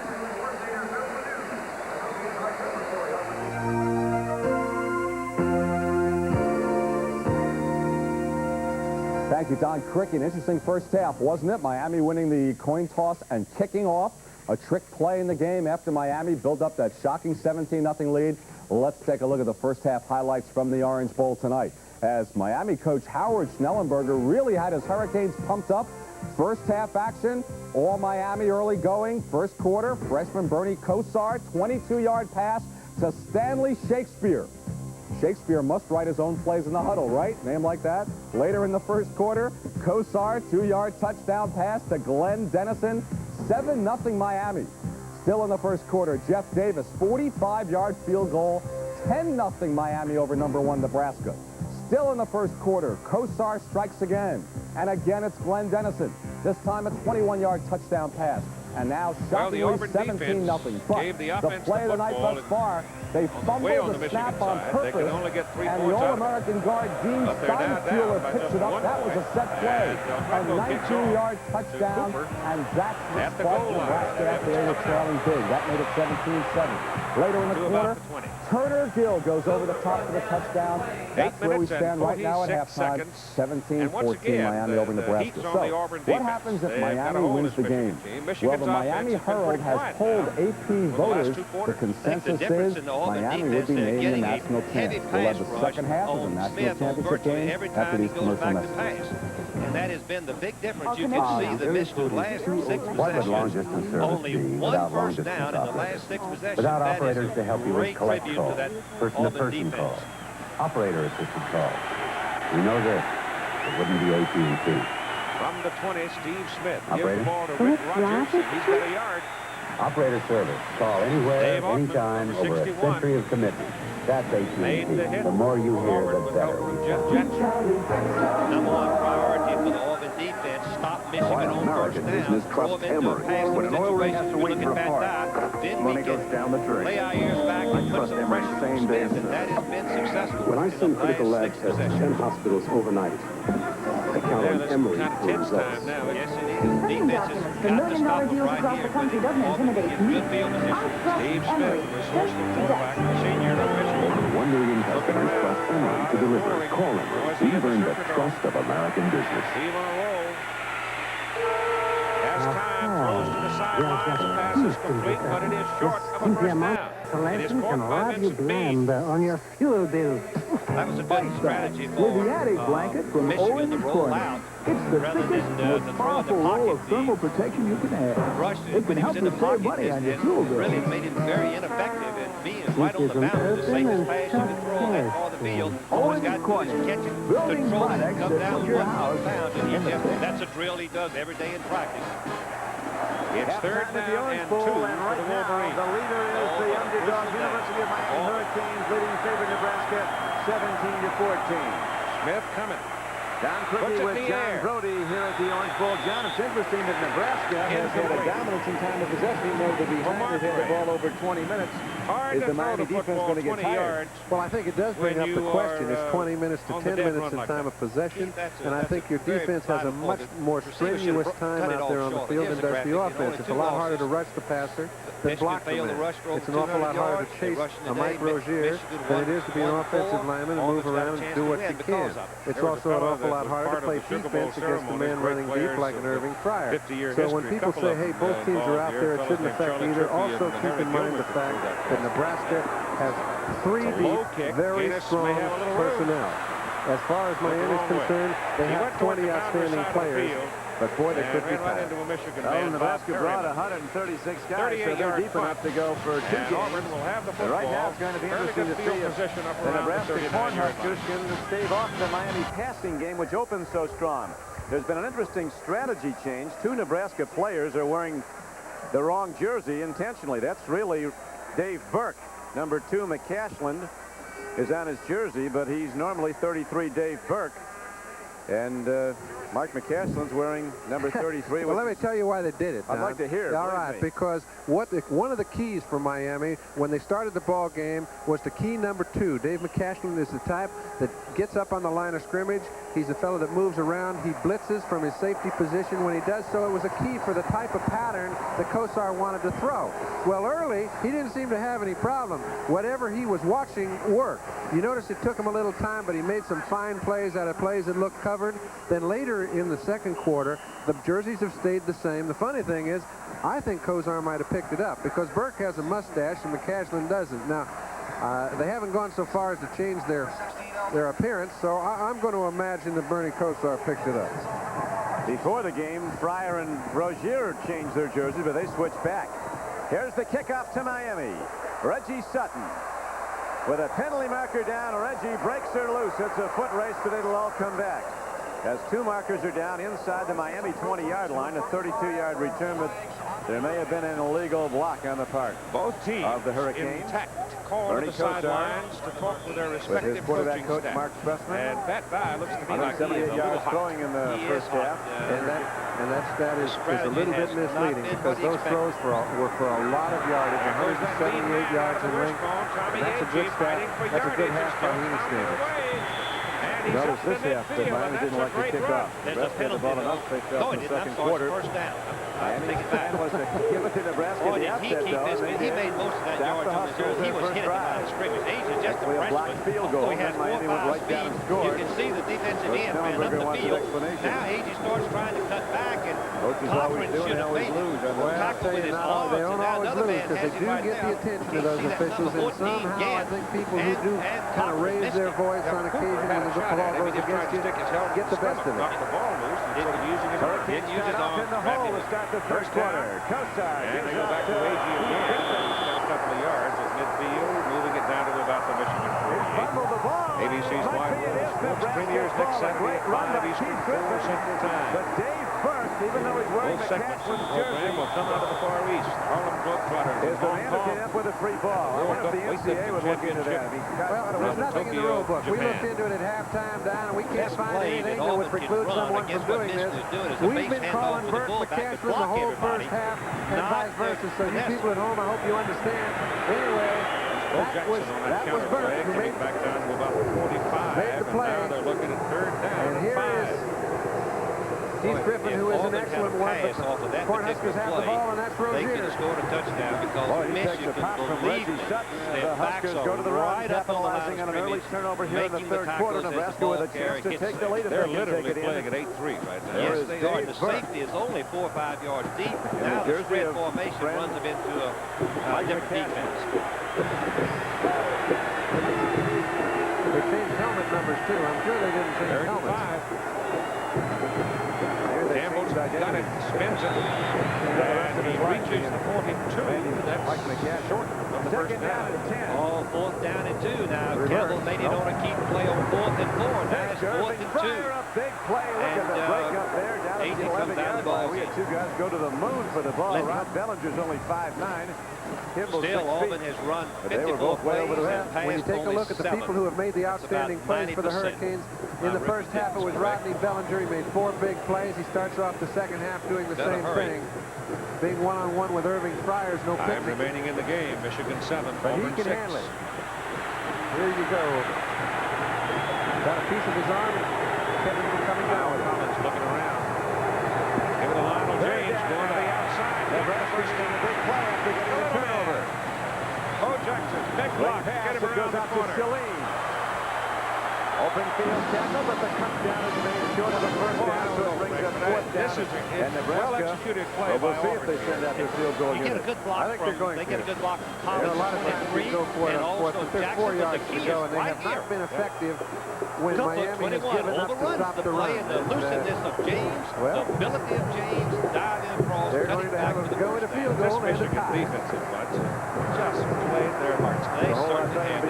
Their scheme has been outstanding. Nebraska was in the first quarter. First down just inside the Michigan 39 with 5 minutes to play in the game. Tried 4 coming into this game all season. This one did. Just way on down to the 31. Right on range, and up and through it goes, and all of a sudden Nebraska comes out quickly, capitalizes on a fumble by Miami, and a field goal by Livingston ties the game at 17. The defense is spread very thin, trying to play the So the fullback, Huskers will kick it off again in a moment. We'll return to the Orange Bowl. Cooper is hurt on the play and down on the field. Your As you see car the numbers starts for Bo acting Jackson. up. Now Jackson with It's really 126 trying to yards, tell you and what, something. only 2 What other it's running backs saying that were able to take get me over to 100 Goodyear. yards against Michigan. Owen Goodyear Gill, Auto Iowa, Service can add years to the life Keith of your car. Byers of Ohio Because State. Goodyear knows your car from the ground up. My Goodyear technicians can do everything from scheduled maintenance to most emergency repairs. And I've got this, the name you can trust for auto service. Goodyear tires and auto service for more good years in your car. Across America, 7-Eleven gives you the freedom to be an early bird, a night owl, freedom to give a reward for bravery, freedom to take a break, or to answer the call for help. 7-Eleven's business is based on freedom. So now we're a major sponsor of the 1984 U.S. Olympic team, giving great athletes the freedom to pursue their dream of becoming the best. 7-Eleven, the dream begins with freedom. The 1971 Orange Bowl was the first of Bob Devaney's 3 consecutive wins of the now classic New Year's game, and the first of Nebraska's back-to-back national championships. The Cornhuskers edged LSU 17-12 with a 4th quarter score. It is second Right down now under Coach Osborne, big run it's by Nebraska Jackson. 17 Second and down Miami and 17. Well, it's not quite 3 yards, 2.5 or so. And even though the third quarter's only less than 2 minutes old, Michigan 31. Livingston's ready to kick off for a second time. To get the first down. A high spinning kick. Albert Bentley running it back. Deflects the tight end West out. Albert is a tough hombre. He comes across the 20 to the 24-yard line. Keeps him, and he is hit. The 1984 Orange Bowl is brought to you by Nissan. We invite you to see the new junior out of Cleveland, 1984 the nose Nissan guard. 300ZX at your Datsun dealer now. By Well, the AT&T, Michigan the more you hear, the better we defense sound. from both Shinbeck as By we look Owens at what Corning, they acres all of the pink back end has fiberglass done, pretty attic darn blanket impressive. insulation. But they've had so And far by to go. Xerox, The managing field just information been around so the bad they office can't and get it around on the the world. scoreboard. But to play defense for Michigan, you accept City New of York, Lights, selecting Miami, on your Florida, on attitude, the your golden intensity, anniversary night of your the Orange Bowl. dedication, Right your now, the home commitment. team, And the Michigan Miami, which defense shows it right really here. had this place rocking with its first quarter onslaught. Is it a tie game? And Miami goes to the run. Third First down, down to the 28-yard line. Lionel James taken up a bit against earlier. the grain, and He's a gamer, will though. have the first He'll be down. back. So once Well, again, they need him badly. 166-pound Lionel James We makes the mentioned big that play. there is a possibility that defense could get a little tired. What a great player They can he has also, been they for can't 3 afford an 4 injury to a man years. as key as Sutton.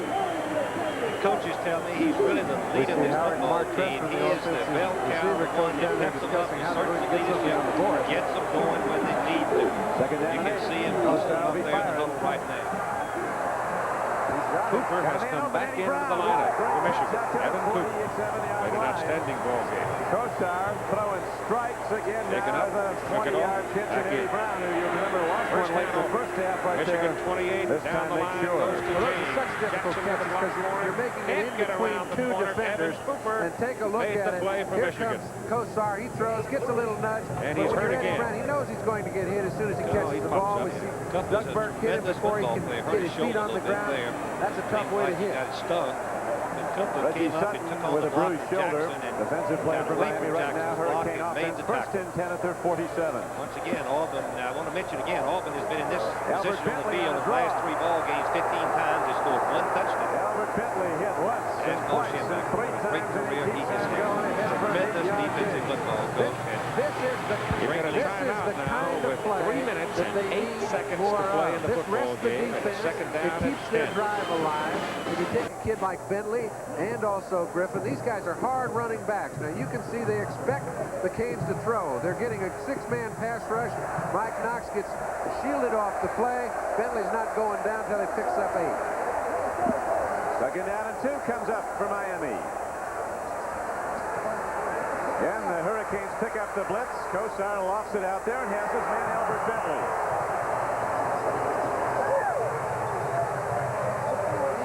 Bentley's one of the spiritual leaders of this team. They love him. He used a walk-on, rode his bike to practice one day and asked for a tryout from Coach Snellenberger.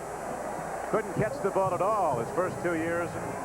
Now he's an excellent pass catcher. He's made himself one. We pause briefly for station identification. This is the NBC television network.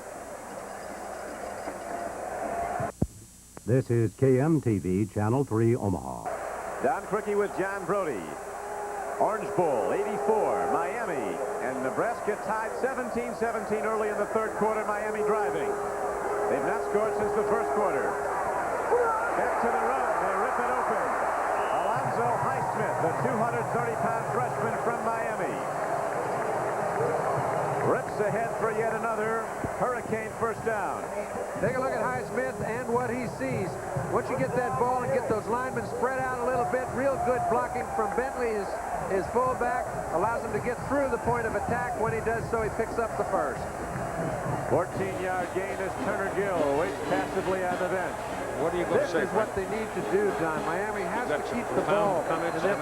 I want to hear you and Bill Yeoman get out. Let their defense Army rest. Center and the Hurricanes moving it to the Nebraska defense as they did in the first quarter.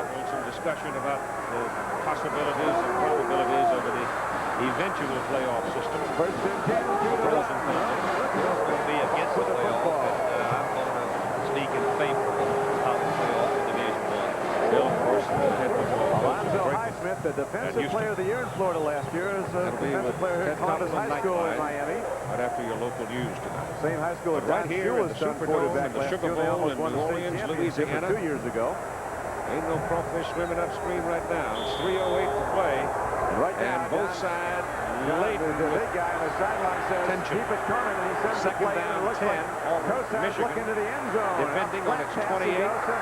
Campbell gives the ball to A.G. and he picks it for the first down inside the 25 to the 16. And you always seen the block by Cole Jackson, the right halfback, and the wishbone, you share the running responsibility, you share the blocking responsibility. Catch passes coming out of the backfield. They're man-to-man on the linebacker. Kosar hits him right on the break. Boom! Nice to He have knocks that backs that defensive can both run the football and right catch out it. the line. He's got 3. Highsmith, Griffin, and Bentley.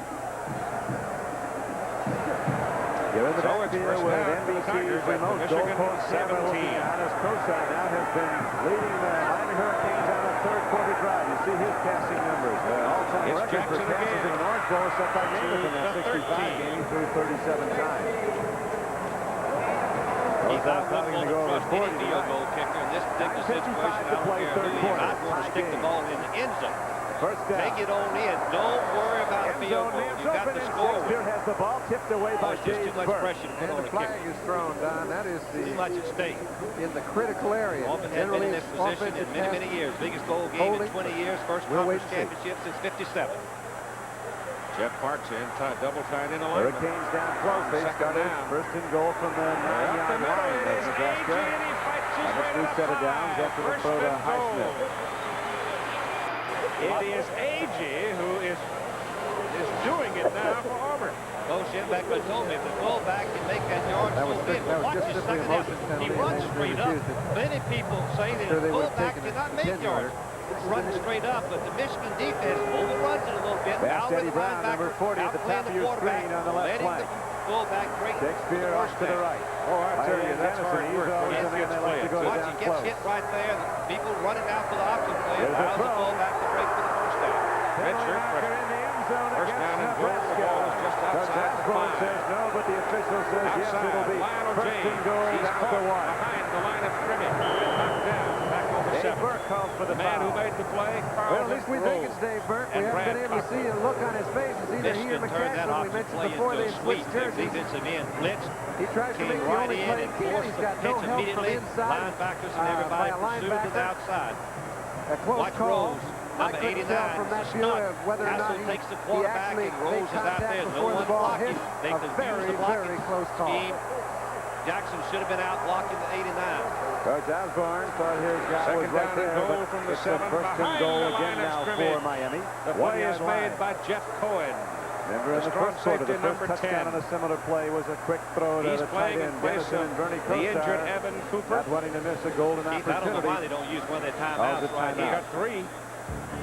Well, they're going to run straight up the So middle this and try to under make the control first down. No, they Preston got to go all the comes way. over to Gotta go talk all the to way. his It's third down and coaching goal. grunt, Keep it and right we'll be between back the to the Orange Bowl goalposts. right after this. It's coming down to Del Greco if they don't do something here. It's Bo First, Jackson someone heading for the gets an corner. idea. Then someone else may look at it differently. He's out of bounds. Even added for it. Inside the 5, near the 3. Technology from a company called TRW helps 27 ideas seconds to get play, and around. here comes Al Del Because Greco. getting an From idea the from left one hash place to mark. another He'll be kicking from the is hash as mark important and as not from getting the an middle of the idea. field. Jackson made a great effort and tried to score. All Tomorrow on is his own. taking No shape blocking whatsoever. at a In fact, company he hadn't called had any blocking game. TRW. In my judgment, any tonight. Made most of his yardage on his own. Well, it comes down, I'm sure Michigan will call timeout, let him think about it a while. He missed from 36. He hit from 31, and he hit from 31. And this one is from 19. And there's your timeout right there. So Michigan spins a timeout. They have 1 remaining. 27 seconds to walk into Sugar Bowl. Let's watch Jackson.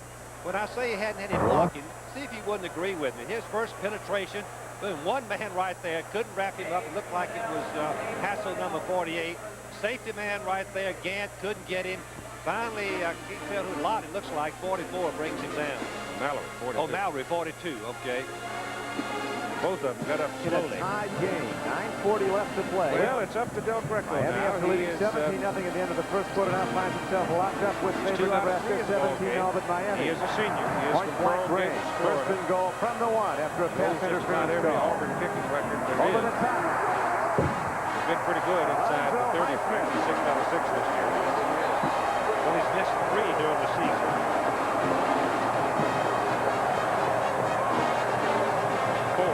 It's 4, one long. If he knocks this through, he's got to be a prime MVP candidate. However, when a man Well, is he's been freshman, there you don't scoring. usually give him a chance to prove it. Now, Miami's in a situation where they have so many outstanding freshmen. And Snellenberger's done such a fine job of recruiting, but he's using a few gamble of a them little today. bit when you penetrate That to one just stop the got the quarterback job from done. getting outside. You're gambling that the fullback can't beat you. We're going to watch that again in a moment. They made 2 great runs on this drive. Now the remote Just individual camera. effort. Well, here it Right comes. now, we're Here it looking is. from the remote Michigan camera. will try to block it. At In my the far judgment, end of the they'll field. go after it Here all is the way. Jeff Davis ready to try the point after which he hits up and gets that carom shot.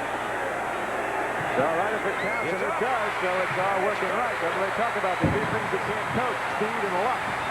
And take a look from the back. You can see there's no one to meet him when he goes up, so he goes over.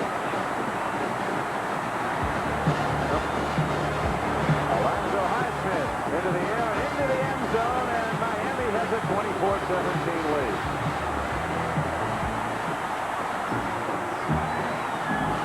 The RCA Digital Community Center is a remote control for your new RCA Color Track 2000. But this unique remote does more than control your TV. It also controls new RCA video cassette recorders and video disc players. One remote control for total control. The RCA Digital Command Center. A giant step forward. Let's look at the reactions of both benches. I would say here, of course, Greco. You can see he hits it solid. It with a Shooting on goal. location is a real From challenge. 50 yards. But how good a picture is can depend on how good the paper is it's printed on. Oh, is he happy? That's why the photographers I know use Kodak paper. Not just for the pictures we earn our living with, but for personal pictures, like these. Let's see Pat Dye's reaction. What a great football Because what a picture says on the back favorite people. says a lot about how it looks on the film. When he was a Kodak paper. The only way to be sure you get it is to ask for it at a retailer displaying this new sign. Signaled it right through. He had a perfect angle at it. Last two national champions, North Carolina visits North Carolina State. Great All-American ball player Michael Jordan takes on the PT boat Spud Webb. Well, Michigan played a gallant football defense. Their defense was just tremendous. In fact, both defenses. I said all along, Alonzo when you lay off 6 weeks, freshman it's hard from to Miami, get your just went offense over the going, top from a yard particularly out to running get the game. go-ahead Auburn touchdown. hadn't played in one game As in 7 Miami weeks. Michigan hadn't played in 6 It has not weeks. scored since the first quarter. Now it's taken a 24-17 lead. Way high. Goes to Cooper, who's back in. He's been indefatigable tonight. The 3 goalpost times camera he's with fallen a off the field, and sweeping 4 view of times the he's come sold-out back. Orange Bowl. It's Chet been a Williams tough ticket. brings him Well, down it on the gives you a return. unique view, but when you get Down there around close the to the goal 15-yard line, it gives you a very good view. Field goals You can of see the 31, hole. 31, and 19 yards have given over. A 9-7 Miami ready lead to with kick just it 20 off. seconds to play in the game. Jeff Davis puts a boom into the ball. He's going to deliver it down to the 3 yards deep. Jeff Smith will bring it out. So well. Steve Smith, 7 out of 24, 65 yards. He knows what to do when he gets the ball, and Jeff Smith, the backup to Mike Rozier at I-back for Nebraska, takes it out to the 29-yard line now. Those guys going ready to send Turner Gill out with the play. Gill is a very quick-witted quarterback. They let him change up as much as he wants to, and Osborne says, very honestly, when we come down to a play that's a decision time with a timeout, we usually go with what Gill wants. And he has 6 options run-wise, and he looks at the defense every time he comes up to the line of scrimmage, and when they run the ball, a lot of the percentage is on him. Change your move in college football. What they're going to do? Turner Gill calls his own. A big play is made by Miami. Jack Fernandez. And Tony Fitzpatrick. Boy, when a nose tackle can slide along the line of scrimmage, get enough penetration to grab the quarterback, that's beyond his job. They've called timeout. He's played really superior football. Don, with an 8-week layoff, it's incredible. That's one thing about bowl games. A lot of people tend to forget it's almost like a new season. Separate from the defender, he watches the ball in, he's trying to get over and get out of bounds. Fire, quick pitch, and they go to Irving Fryer. He hasn't done a whole lot tonight. So they have to spend their last timeout. Some pro scouts have him rated the top player in the country, Irving Fryer. Well, those are little bitty throws that often gain him lots of yardage. That time, Kenny Calhoun was standing right in his hair, and it only picked up 4 yards. That play is designed to go about 12. Here, Frank, trying to find the appropriate cliche. Let's see if they throw. Fryer came in averaging 20 yards a catch. Auburn leading 9-7. Averaging just over 8 on 4 catches tonight. Miami leads Nebraska 24-17. Gill on 3rd down throws it short of a first down. Nebraska gutted, tough, determined Michigan will have to punt. They really got 2 plays at the most left. Steve Smith gets his pass off to the sideline. That touchdown now, the defensive team by the Hurricanes has again ignited the Orange Bowl. That's to the credit of Howard Snellenberger, because when a coach can take a team who is desperately tired at the end of the half after having led 17-0, you get the feeling that, hey, the strength is coming back. We even questioned it ourselves. Since coming out of the second half, they have been strong. You talked about momentum down, and it's certainly now swung back to Miami. Here's Eddie Brown fielding a punt on the run. And fine special teams play by the Huskers. A knockdown at the 27. A final score is now in from the Sugar Bowl in New Orleans. For that, let's go to Len Berman in New York. Thank you, Don. Final seconds in the Sugar Bowl. Al Del Greco, 19-yard field goal. He makes it. Auburn squeaks by Michigan 9-7 without scoring a touchdown. We'll go back to the Orange Bowl, Don and John, right after these messages. Ever since man set foot on Earth, he has been a creature on the move, traveling, exploring, always in motion. We have made a science of motion. We are Nissan, a major name on the road for 50 years. Behind every Nissan car and truck is advanced technology. Nissan is now perfecting vehicles that can run on hydrogen or electricity. Nissan has harnessed computers to control car engines and revolutionize dashboards, employing sensors and electronics to cool you, warn you, entertain you, guide you, protect you, and yes, propel you. At Nissan, we make driving more thrilling, more efficient, more comfortable. At Nissan, we make every drive major motion. Come alive, come and drive. Major motion from Nissan. See your Datsun dealer. Back at the Orange Bowl, the news that just come in from the Sugar Bowl that third-ranked Auburn has defeated Michigan, but barely 9-7. So I think, Jan, we can safely say if Miami wins, they've got a better-than-good shot of going to the top. Well, I don't think there's any doubt about that. That's a very conservative estimate. And if they do win, they deserve to be on top. But to beat Nebraska, you've got to go to the final gun, and the Huskers really rip it open in the second half. Here's a home run ball. Eddie Brown is out there. He thought he was tripped, and the official now comes in with a late flag and says he was. He had to make a decision as to whether he could catch the ball or not. It was definitely some sort of contact made about 20 yards down the field. It was a very late pattern. He was definitely beaten. Had he not touched him, and you'll see Eddie Brown going down, not quite able to get the ball. You'll see Burke standing around trying to get off the ground. He had taken a shot at Eddie and actually hit him. I think it's a good call. Steve Dans, our NBC statistician, shows that Kosar's thrown the ball a lot, and he distributes it. Brown's caught 3, Dennison's caught 3, Shakespeare's caught 3, Albert Bentley's caught 3.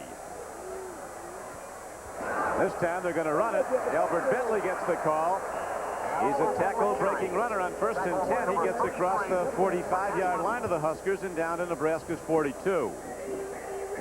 There have been several impressive Hurricanes tonight, Don, but I think number 16 stands right out amongst them. He's a big back, weighing 225 pounds. He's 6'3". He blocks well for Kosar for the pass, and is an excellent receiver. Boy, does he block. He hits that blitzer and makes him wish that he was back in Lincoln. It's another one. Here's a throw to Keith Griffin. And he's inside the 20 and down to the 17-yard line. Bentley just kills guys on the pass block. Yes, he does, but you know what? It's really heads-up play by Bernie Kosar. This is the man he's supposed to be king. He was wearing number 2, but here's McCashman coming after Kosar. He sees him quickly. Bentley handles him, but he rolls to the right to make it a very easy block for Bentley. When he does so, he knows it's a blitz. He's got a one-on-one situation, finds a way to get the ball to Griffin. He picks up a long gainer and a first down. What was it that Schnellenberger said about Griffin? If he'd been playing at Nebraska, maybe he'd be a Heisman Trophy winner? Well, his brother Archie was twice at Ohio State. Archie's here for the game. Gave the invocation before it. Here's Keith Griffin again. Somebody lost a hat, but Keith Griffin keeps on going inside the 15-yard line. Wade Freiner, number 85 in the game, makes the stop for the Huskers. Tom Osborne has reason to concern himself right now because he's getting beaten at the line of scrimmage. The offensive line for the Hurricanes are taking it to the Cornhuskers, and those two backs are running the ball. They are running it with gusto and a big Nebraska defense. Now it's 2nd down and 6 for Miami. Play whistle dead. Too much time. Yep.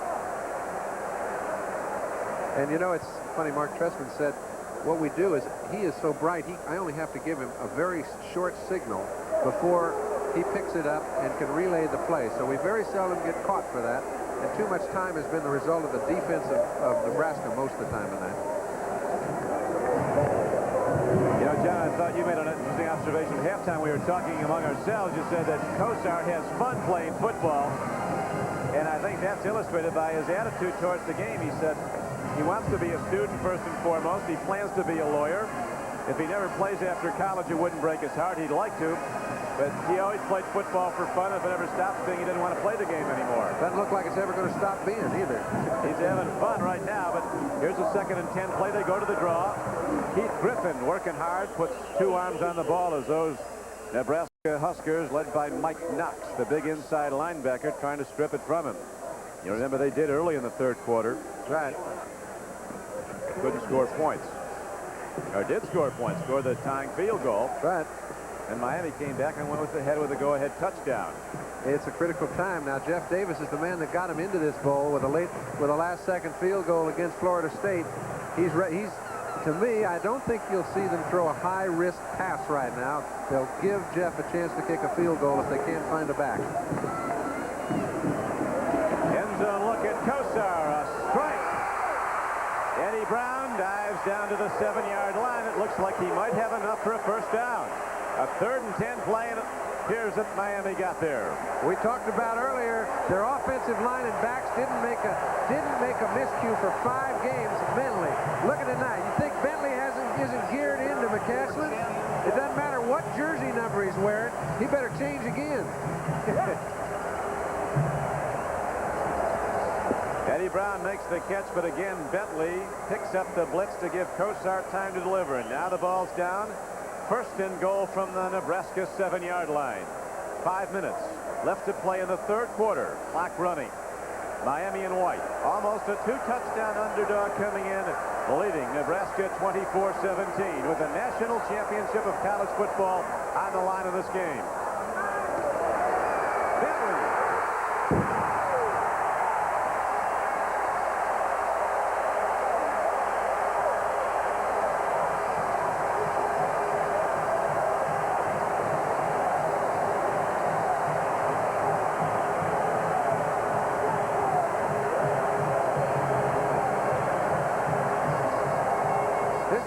This is number 16 has been so instrumental on the key plays. Some of them have gone unnoticed. Obviously, touchdowns do not. At the moment, they're letting the good times roll in Miami as Albert Bentley is on the payoff end of that touchdown run.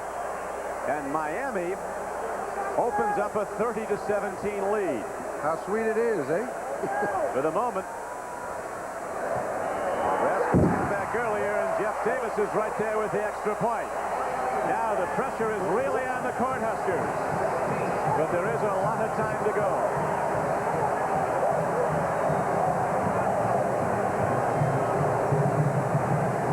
That offensive line is doing a job.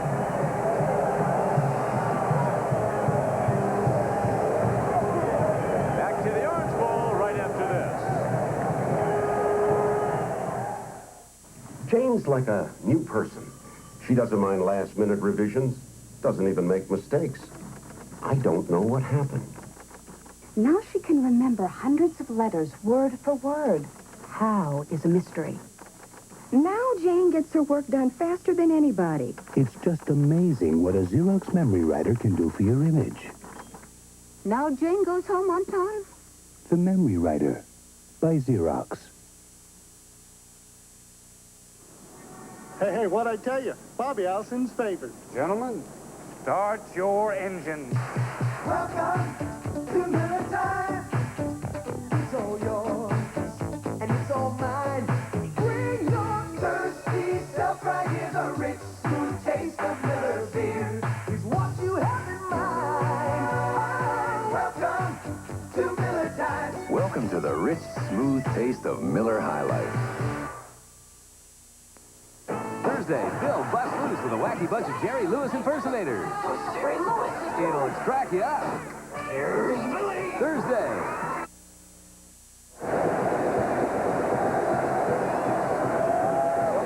The Orange Bowl is right. rocking with 4:44 left to play in the third quarter. Miami, after tied up 17 all by Nebraska, rallies now for 2 quick touchdowns, and the Hurricanes lead 31-17. And you don't like to belabor a point, but they have run the ball on first down on both those drives 9 out of 12 times in the second half. Just the opposite of what they did to start out the ball game. It's given them control of the clock. Miami, Florida, this is where it's at tonight. Here comes Jeff Davis into the ball. The gun sounds a spinner downfield. Irving Fryer with that great speed breaks it up the middle and gets across the 35-yard line, and a penalty marker comes in. We talked about the explosion of the Nebraska offense, which can detonate at any time. Right now, the Huskers had some catch-up to do. There, the explosions happened on the other side. And now a mark-off against Nebraska. Tony Fitzpatrick, 62, making sure the ref doesn't miss a beat. 2 very impressive Miami drives. The first was 75 yards for the go-ahead touchdown. The last 73 yards in 6 plays. The way they've been executed is the impressive thing. They've changed the personnel in the key situations. They didn't go to number 16 in the first half much at all. This half they've come to him in critical third down situations. Also 40. They're doing it. We were talking earlier, John, under Schnellenberger, Miami is rarely a loser on the home field. They're 11-2 on national TV under Howard, and even more impressive at the Orange Bowl. At 26 previous games, they've won 24 in the Schnellenberger era. And people talk all over town. You see signs on buildings, and it's been the most enthusiastic Orange Bowl I've attended. Unbelievable. This is your 8th. Hurricane warning, they call it. And here comes Mike Rozier turning the corner. Puts his head down. He will take on the tacklers. Rod Bellinger back in, makes the stop.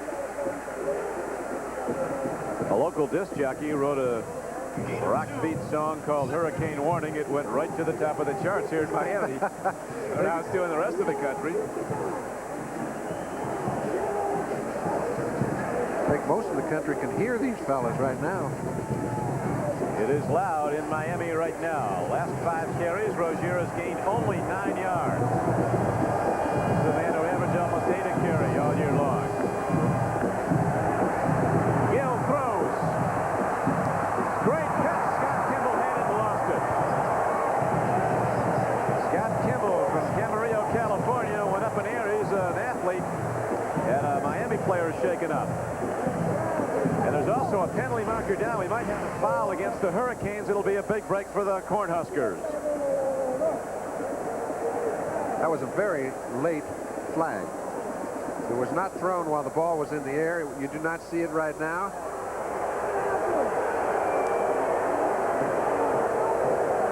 This has been some football game, and it's got a long way to go. Kimball goes up, and they apparently ruled that Rod Bellinger had a piece of him before the ball came in. Now it's all coming back. I don't know what it is, but we'll wait and see. Rod Kimball's had a member of his family in the last 8 Orange Bowls. He had a brother that went to Oklahoma. Scott, excuse me. He's got a lot of brothers. They've been playing here. They're going to mark it off from the line of scrimmage. Here's the call. It is against Miami. Unsportsmanlike conduct. I get the feeling that unsportsmanlike conduct was swearing, because I didn't see any fisticuffs. I didn't see any action after the play. But there was an official there, and that can be penalized. Sometimes in the heat of battle, the wrong thing is said, and if he hears it, well, like then, it's 15 yards.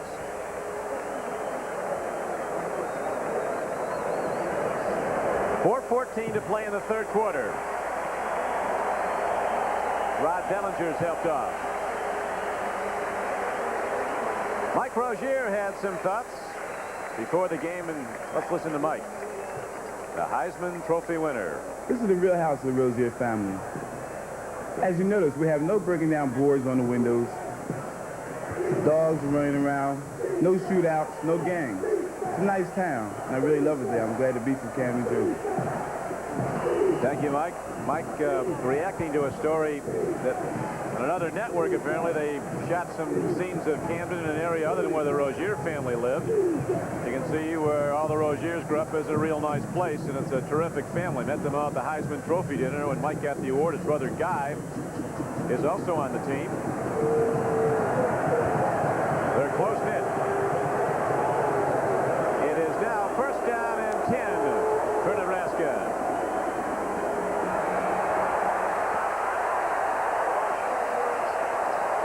Door was closed for Mike Rozier on that one. Tell you that Reggie Sutton, we see him on the ground every once in a while, but when the play's on, he's live. You know, and I think really it's time, if Nebraska's going to get back into this football game, that their offensive line takes over, because those are the fellas that have been given a lot of credit all year long. They're losing at the line of scrimmage to a very strong Miami defense. And Miami, John, has throughout the season been stronger in the second half. Rozier, he's got blockers.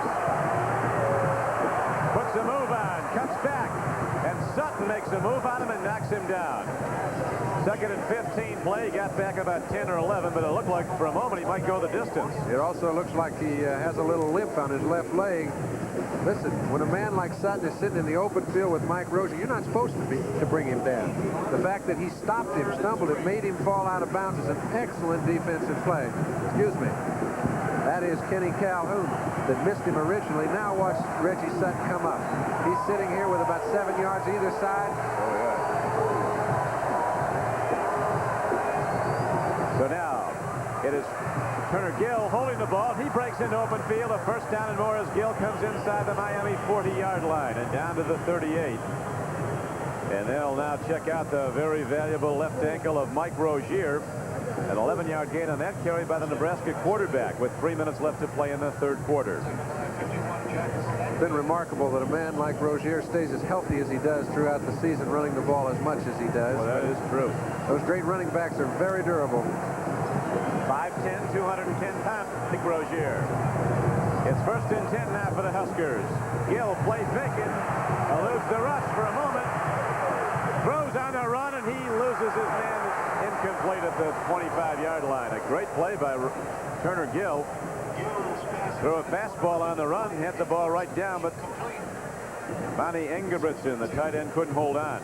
Well, you see, the Miami defense did a fine job on the play, but as Howard Schnellenberger said, he said, you know, this fellow, when he doesn't throw, averages 6-7 yards a carry. When he goes back to throw and decides to run, he said he's only 8 when he does throw, so we don't really care what he does. It's going to be a tough night.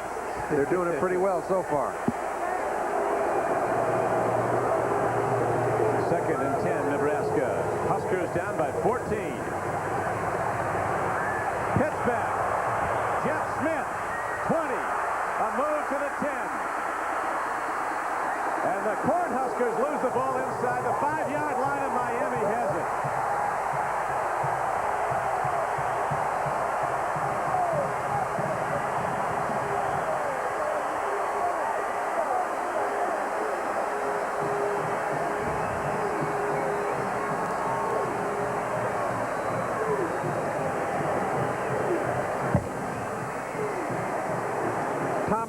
Trying to keep his group pepped up. They make a big play trying to get back in the ball game, 14 points down. Let's take a look. Dean Steinkühler, number 71. He leads Turner Gill out, gives him a little time to make the option throw. When he does so, it's a beautiful timing play.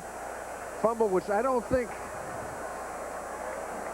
anybody expected, as Nebraska hasn't fumbled the ball all night. Very good tack play by Eddie Williams down there. The ball's coughed up, and an alert Miami defense falls on it. 35-yard run and the fumble. Coming off the field is Fred Robinson, who came up with the football, a senior defensive end from Miami, Florida. Coach Schnellenberger doesn't have to go far to find good football players. And he's played very well tonight, Fred Robinson has. He's one of the down linemen. He's recognized for his pass rush. Obviously, the Cornhuskers don't throw that much, so he hasn't been highlighted, but he's been very effective over there on the point of attack. Now the Nebraska defense will dig in and try to get it back. Stopping a touchdown, but there's a big problem now for Kosar and the Miami Hurricanes. Downfield he goes. Whoa, very nearly intercepted by Nebraska. Dave Burke went up. And Eddie Brown turned defensive back when the ball came in. Very, very good play by Eddie Brown. He's as good when he's trying to break up a pass as he is when he's trying to catch it. He knows he's out-positioned by Burke on this occasion. All he can do is grab Burke's arms. As you see, he grabbed his left elbow, and when contact was made, he pulled him down and kept him from being able to intercept. A very big play by Eddie Brown, but again, Miami goes now 2nd and 10 from the Hurricanes' 1-yard line.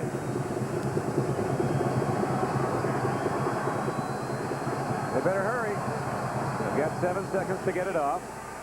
Albert Bentley, he did well to get to the line of scrimmage. These Huskers are looking for the ball. Actually, he couldn't lose too much. He's on the 1-yard line already. 2:09 left to play, and the clock running in the Drama Bills already today. 3rd ranked and previously unbeaten Texas. So 2nd ranked Texas going at the outset today was upset by Georgia. Auburn, the 3rd ranked team, was a 2-point winner over Michigan in the Sugar Bowl. And right now, Miami ranked 4th in one poll and 5th in another, has a 14-point lead on top-ranked and unbeaten Nebraska. Late in the 3rd quarter at the Orange Bowl. Bentley puts his head down, but Mark Dahm is there to stuff it. That was a 3rd and 10 play, and Miami has to punt the ball to the Huskers. You know, I think they're using their head. What he does is on 1st down, he sees if we can't get a big play to get out of here. That's when I'll get some time to throw. But he's not taking any unnecessary, foolish risks by going back, throwing on 3rd and 10, getting caught for a safety. That would really hurt him. I can't see where Bernie Kosar has done anything but act like a seasoned senior, and he's only in his 1st year. Right now, his teammate Rick Tootin ready to punt from the end zone. Nebraska sets up coverage. Tootin unloads. Irving Fryer has it. White shirts hold their lanes on punt coverage and make Fryer take it up the gut, and he returned it 9 yards after a 41-yard punt. But Nebraska now comes out offensively with good field position. They almost took it in the last time, but then that fumble cost them the ball. That's right. This is a little better than good here. Get the ball on the 36-yard line. This is a 4-down offense. Mike Rozier, the Heisman Trophy winner, not back in the game after he was tackled that one play and injured his left ankle. Trying to walk it off. Pitch back goes to Jeff Smith. He can go, and Jeff Smith is ahead for a 5-yard gain to the 31. I think an interesting statistic here might be to bring up that Miami is the team that on 1st down has averaged 8.8. You get to see it on your screen. Nebraska 3.6. That is not their style. And you must credit the Miami defensive down linemen and linebackers. They've played very well indeed, giving away a lot of size, but when it comes to the quickness factor, Miami's up there among the national leaders. They give up less than 10 points a game. Turner Gill looks, fires, and he has a strike. Scott Kimball turning off the flank and out, goes down to the 21, a 9-yard gain. It's a Nebraska 1st down. That'll do it for the 3rd quarter, John Brody. The gun sounds at the end of the 3rd quarter. The score is Miami 31 and Nebraska 17. As Miami could be a quarter away from the national championship. We'll be back after these messages from your local station. Hi, I'm Steve Martin. Join me Friday, January 6th for the premiere of The New Show. What's new about it? Well, through a new process called broadcasting, NBC will actually transmit signals that appear in your home on your TV as visual images.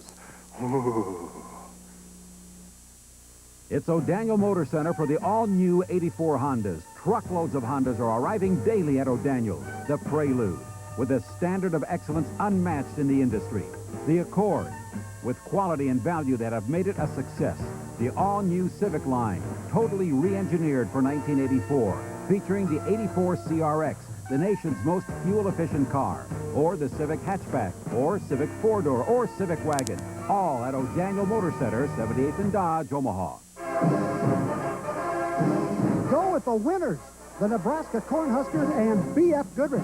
The B.F. Goodrich Power Saver Radial HT is America's #1 farm tire. And like the Huskers, B.F. Goodrich has the winning choice all season long, from the TA Radials to the steel-belted all-season tires. Available at Capital Tire Stores, Omaha and Lincoln, Weaver Tire and Service, Council Bluffs, Frost Car Care Center, Omaha, Old Father's OK Tire, Beatrice, Scala's OK Tire, Crete, Schneider's OK Tire, Auburn. At the stroke of midnight on January 1st, the new year was born, and so was the new Northwestern Bell. We're the same company in all the right ways, and we have nearly 20,000 employees already to go on serving you. At the same time, we're looking forward to the new opportunities we now have to meet all your telecommunications needs. The new Northwestern Bell. We're making our New Year's evolution to serve you better than ever before. Merry Christmas. And a Happy New Year from News Center 3.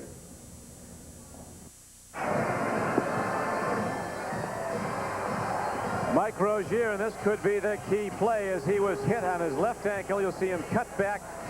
Reggie Sutton catches him, and Rozier, the premier runner in the game, has not been back since. Yes, sir. It's a big situation. But let me tell you something. Opponents have scored only 10 points against Miami all season long. Now, that is an amazing statistic, and they've got a 14-point lead. So it's an uphill battle indeed, whether they have Mike Rozier or not. And without him, it's really steep. Up back, takes it straight ahead, Mark Shalene. Interesting, John, that in three Orange Bowls, Mike Rozier's never been in the end zone, never scored a touchdown in this game.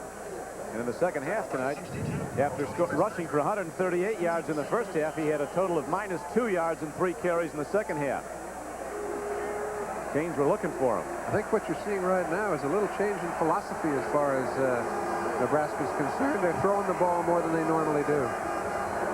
2nd and 9. Turner Gill takes a look, man is open. Scott Kimball loses the ball at the end zone. Incomplete. Rod Bellinger with play after big play for Miami, and frustration builds on the Nebraska sideline. Well, frustration should, because Turner Gill thought for sure he had a touchdown. He pulled the string on the throw just a little bit. When he did so, he had no play. You take a look, Scott Kimball's in perfect position. The ball didn't have quite enough zip on it, and Bellinger was right there. Nebraska down 31-17, but a long way to go. 3rd and 8. Number 95, Kevin Fagan. A sophomore, Don. Fellow that came out 2 years ago. He was like 45 or 50 pounds lighter than this. He was a walk-on, and are they glad to see him? Well, they are, from Lake Worth, Florida. Right up the beach. Fagan's actually a sophomore, Kevin Fagan. Now 4th down, and Livingston ready to try a 47-yard field goal. He was on time with his last one. This one's taken way short and wide left, and the Hurricanes take over. This 1984 Orange Bowl game is brought to you by light beer from Miller. Everything you've always wanted in a beer and less. By the people at Soloplex, wishing you a happy and healthy new year. By Emery, we've earned the trust of American business. And by Nissan, who invites you to see the new 1984 Nissan 300ZX at your Datsun dealer now.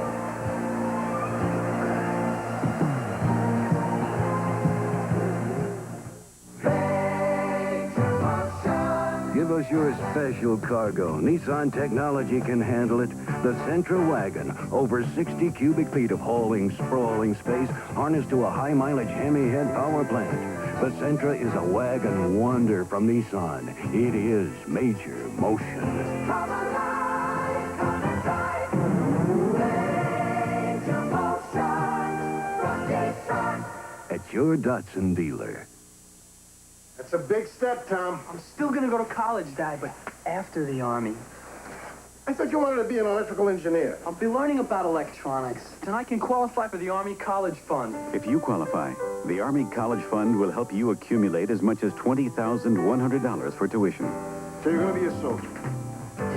Be all that you can be. And an engineer. You can do it. Be a good one.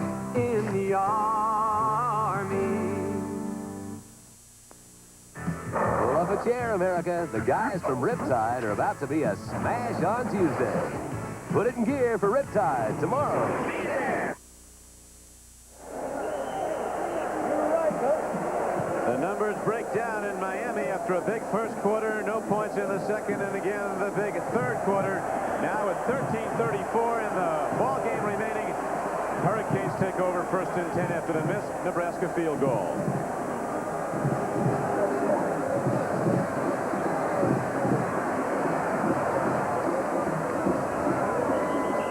Quick hitter, Nebraska's there to stop it. Rob Stuckey makes the stop in Mike Rozier. The great runner for the Cornhuskers, who went out with an ankle injury, has not returned. Trying to walk off that ankle injury, was unable to. Jeff Smith has been in at the eye back when Nebraska's had the ball. Can't do anything if you can't run. I mean, he's made a very big contribution. What's happening right now is that Miami is unexpectedly winning the battle at the line of scrimmage. Even though they're smaller, they are indeed. Bertolucci, Camandiero, Sinclair, Ward, and Heffernan, the interior linemen for Miami. Kosar, play fake. Screen. Griffin catches the ball. And those Huskers are hitting tonight. A scoring recap of the game. You remember that first drive of the Hurricanes, the pass to Dennison, it was 7-0. 45-yard field goal by Jeff Davis. Miami extended its lead to 10-0. Then another throw to Dennison from Bernie Kosar. It was a surprising 17-0 shocker. Then the surprise play by the Huskers. The 11-yard around. And Nebraska was on the board. And again on a 1-yard dive by Turner Gill, making it a 17-14 game. The third quarter field goal by Nebraska tied it. Then the Hurricanes opened up. Highsmith, the rookie, went over the top to put them in front 24-17. Albert Bentley went 7 yards for a touchdown. That's how it stands now, 31-17 Miami. Alonzo Highsmith had it and lost it. He stops the clock with the incomplete pass at 11:58, and the Huskers will get it back now as the Hurricanes have to punt. Kosar looks like he's been playing this in the big league for 10 years. Well, I'm sure he has been going over it in his mind in the big leagues, and he'll be in them for quite a few more. You can tell some guys fit there. He's one of them. He's got a long time to go at Miami, a freshman, actually a redshirt freshman. He's in his second year in school, but he was redshirted his freshman year. But as an athlete, he's a freshman. A line drive punt by Tootin. Trying to work with the ball.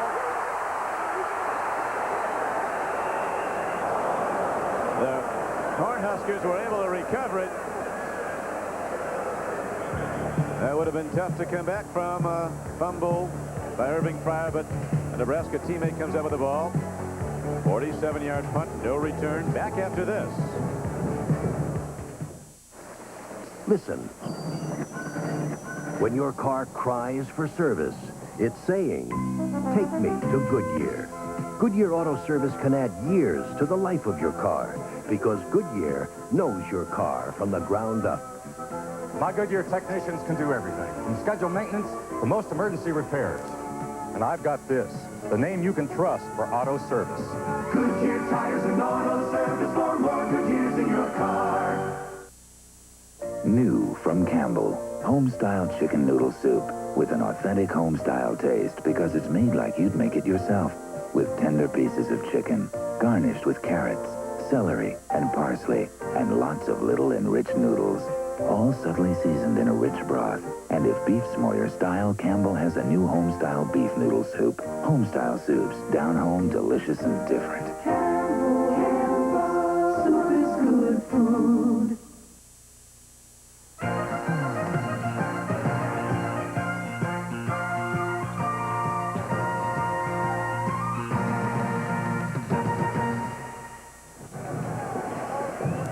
The shoe on Mike Rozier's left foot just came off. It's been diagnosed as a severely sprained left ankle. And you have to think at this point it's unlikely he'll be back. Where are they now? Leon Hart, one of two linemen ever to win the Heisman. Big Leon out in Birmingham. John Hewitt, another Notre Damer, 164. Right now, Jeff Smith breaks it open for the Nebraska Cornhuskers. Gets out across the 30 to close to the 35. John has taken his bonus money from the Jets and has parlayed it. Out in Tucson. Second down and about a foot now for Nebraska. Irving Fryer comes out in the right flank. He's not been hit deep yet. They're going to try it pretty soon, though. But he's been hit a lot. Oh, yeah. They're looking at deep now. Gill throws. They get the first down as they go to tight end Monty Engebretson. Putting the try in anyway. You'd like to be able to go to your Heisman Trophy winner if when the game gets late and you're 2 touchdowns back. He could insert some sort of adrenaline, but I don't think it's their problem right now. Both of the backs that have replaced him, Jeff Smith and Paul Miles, they both run very well. It's at the line of scrimmage. Miami is tough. End around, free football. Nebraska recovers, but Ricky Simmons, who took it on an end around, lost the ball in the big 300-pound tackle. Mark Benning from Denton, Texas, fell on it, but there's a loss on the play for the Huskers.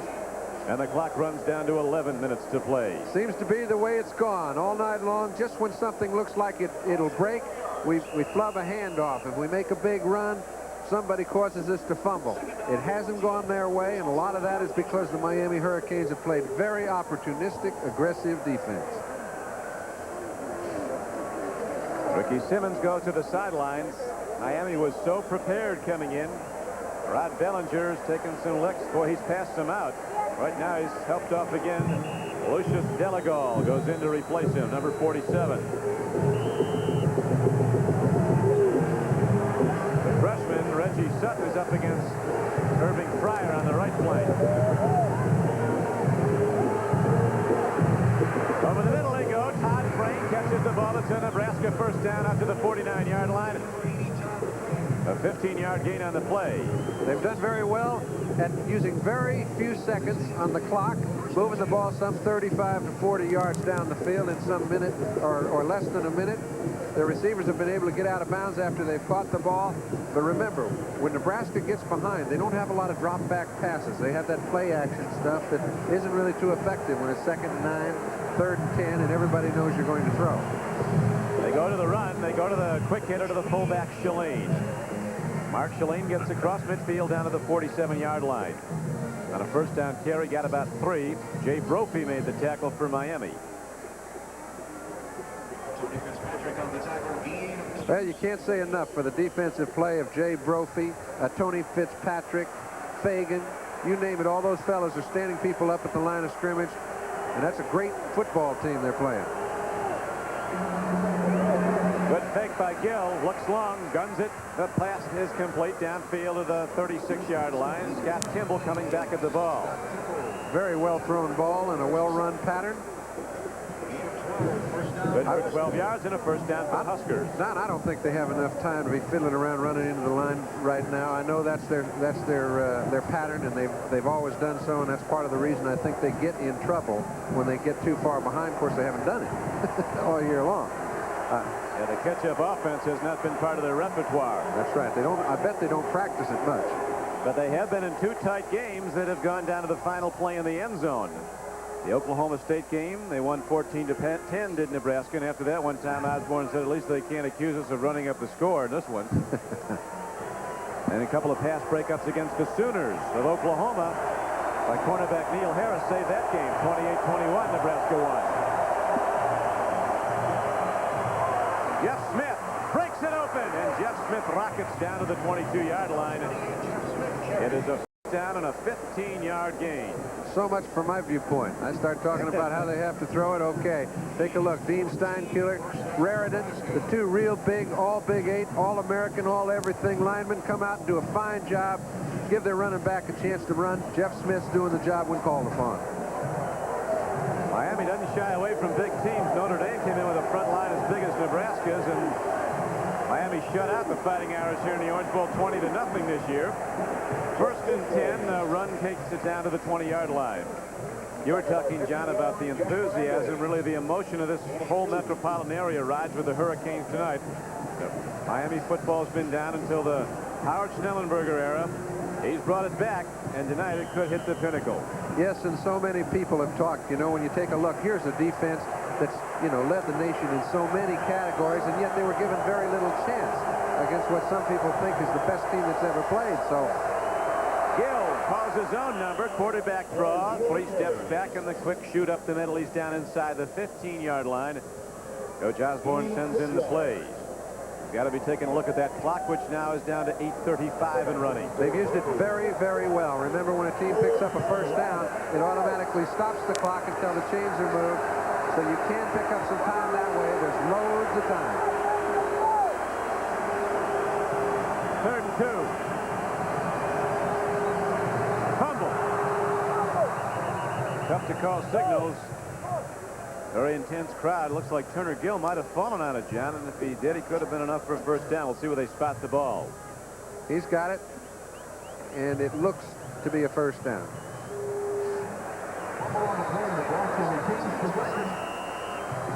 Dr. Tom Osborne. Well, I know this, that if they don't give it to him, I'd have it checked because it looks like it's close enough. It doesn't look like it is one, but it's within 6 or 8 inches. 4th down. Heisman Trophy winner Mike Rozier is out with an injured ankle. Nebraska without his best weapon. The pitch back to Jeff Smith. He turns the corner. He's got the first down from behind tackle, drives him down to the 5-yard line of Miami. And now Nebraska goes 1st and goal from the Hurricane 5. 7:34 to play. Tell you what, Dean Steinkuhler, you sit there and so many times people will say, well, why do we always feature him? He features him the whole scene. They run behind him a lot. He's a great blocker. He pulls very well, and he makes contact at the point of attack. In a critical situation, he picks up a big first down, or he's responsible for it. It was a freshman, 255-pound Jerome Brown, 98, who made the knockdown. And now Miami player is attended to. Looks like it could be a heat cramp. We'll be back to the Orange Bowl right after this. January 1st, responsibility for your leased Bell business phone switched from Bell to AT&T Information Systems. Ownership of the phones transferred to AT&T, together with most of the system's technicians and many service representatives. The same people you trust are now at AT&T. Call 1-800-247-7000. Remember this number for service or new business phones. AT&T Information Systems. Nissan trucks are the 1984 King Cab. Extra room in a compact truck is a Nissan innovation. 9 cubic feet of blockable space behind the seats. Sometimes it hauls my work, and sometimes it hauls my workers. The one and only King Cab, a tough Nissan original. Come alive, come alive. At your Datsun dealer. The final performances of the nation's finest collegiate football stars. 26 first-string All-Americans in college football's premier All-Star game under the beautiful skies of Hawaii. The 1984 Hula Bowl Classic. Next Saturday on NBC Sports. Don Criqui with John Brody back at the Orange Bowl. This is what the two teams are playing for. It's nice, but the national championship, which is also on the line, is priceless. Right now, it's 7:33 to play. Miami has the lead, but Nebraska's challenging. Miami leading 31-17. Turner Gill turns up, turns in, gets down to the 1.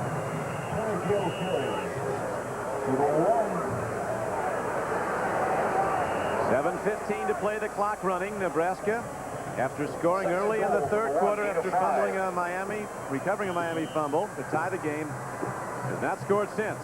As you see, the Hurricane defense holding Nebraska to 35 points below its season average. Huskers come in scoring like a basketball team. 52 points a game. Over the top. Jeff Smith is in for a touchdown. 6:55 to play, and the Huskers are right back in it.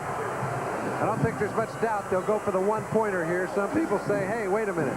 What do we do? Do we go for the two-pointer or the one-pointer? I think psychologically it would be a defeat if you go for a two-pointer and don't make it. You see, they're starting to move off at the line, at the point of attack. Their offensive line actually has all the action on the other side of the goal line.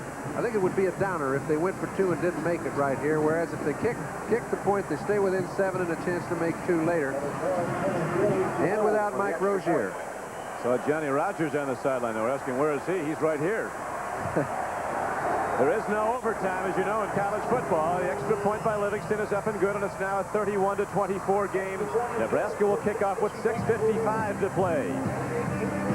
31-24 Miami, with a 7-point lead now as Nebraska puts up its first touchdown of the second half and an over-the-top dive by tailback Jeff Smith.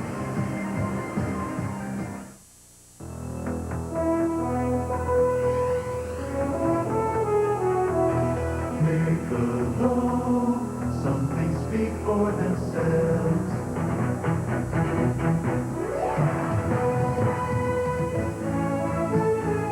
Michelob, one smooth and mellow taste tells you all you need to know. Michelob, some things speak for themselves. Fabric business is like any other small business today. If you can't keep costs down, who knows? Could be curtains. Allstate update. Business insurance now custom made. My Allstate agent for home and auto insurance just saved me money right here. Those good hands tailor the policy for just the coverage this business needs. Nothing more. Why settle for some ready-made when you can save with custom fit? You're in good hands with Allstate. Great ball game on the golden anniversary of the Orange Bowl. Don Criqui with John Brody. John, an interesting dilemma now facing Nebraska. If they should tie this game, would they get the next touchdown? Would they go for the tie and maybe get the national championship? They could conclude unbeaten. I think they definitely would if they did it soon enough, but I think if it happened late in the ball game, they'd go for the win, and I think we'd have a chance to see whether Tom Osborne thought it was better to win the national championship or to win the Orange Bowl. I know it would be a very unpopular decision if it happened late and they didn't take a shot to win it, but those are coaching decisions. I can remember a game several years ago where there was a 10-10 tie between a couple of nationally ranked teams, and it didn't settle well with the fans at all in Notre Dame, did it? People forget, though, Michigan State punted after Notre Dame did. Yeah, that man seemed to survive quite well. A high spinning kick down to Keith Griffin. He's got a problem. Look at those Huskers come down. Boy, these guys are playing like champions now. 6:49 to play. Miami has the ball. John, of course, a moment ago referring to the 1966 game between the two unbeatens, Notre Dame and Michigan State. Ended in a 10-10 tie, and the Irish won the national championship. And it was for the same reason that they went for the tie. So, you know, if people make such a large issue of who wins the national championship, and people have done so, which is most important? It's a pretty large issue, Broach. That's right. The whole state of Nebraska rallies around the Big Red, and right now they're putting the heat on. Kosar hit from behind, but he gets it to Eddie Brown.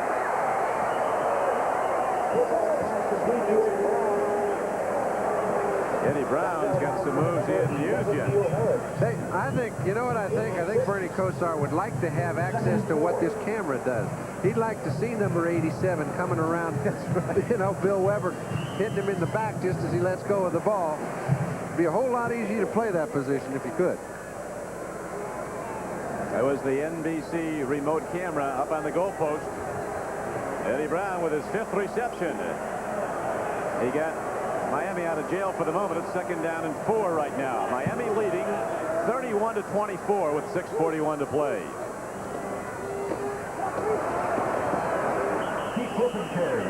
Keith Griffin puts his head down, and Big Rob Stuckey knocks him down. It's 61 degrees in Miami. A lot warmer on the field underneath those shoulder pads and helmets. Gain of 2, 3rd and 2. Light it up, signaling the new year. That's a little mock-up of a man that's injured, I guess. all's fair and whatever, not by me. Let's see what Bernie Kosar does here. I think there's a good chance you'll see him throw a pass in the 3rd and 2 right here. Little short one. Nebraska blitzing. Bernie throws. He's got Keith Griffin. He's got a first down. McCashlin and Brett Clark knocked him down, but the money throw from freshman Bernie Kosar to senior Keith Griffin gets a first down for Miami, and you see the clock, 5:51 to play. And I tell you, he had Keith Griffin so far open, he threw that thing like a shot put. That baby was not going to get anywhere but to old Keith. Good play at a critical time. Good call. Old Keith is all business, too, isn't he, when he gets it? To that earlier fumble, he's made some big plays all night long for Miami. Got away from the Buckeyes, did Keith Griffin. Left Columbus to come to Miami. 1st and 10, Hurricanes. Keith Griffin, he's popped by Mike Knox, that tough inside linebacker who broke 5 helmets already this season. How'd he break them? While they were on his head, or? Yes, he did. He didn't drop them after practice. All right, Mike Knox, outstanding linebacker. So he broke them. Gets in good position. 6'3", 235, Mike Knox from Castle Rock, Colorado. Butkus type. See, they don't like to be around him in practice. He didn't know when it's the real thing or not. He knows, but he likes to go full speed all times. Knox, 2nd down and 9 now, Miami. Hurricanes lead by 7. 4:40 to play. In the flat, it goes to Eddie Brown, and he dives ahead. Breaks it open. Look at this play.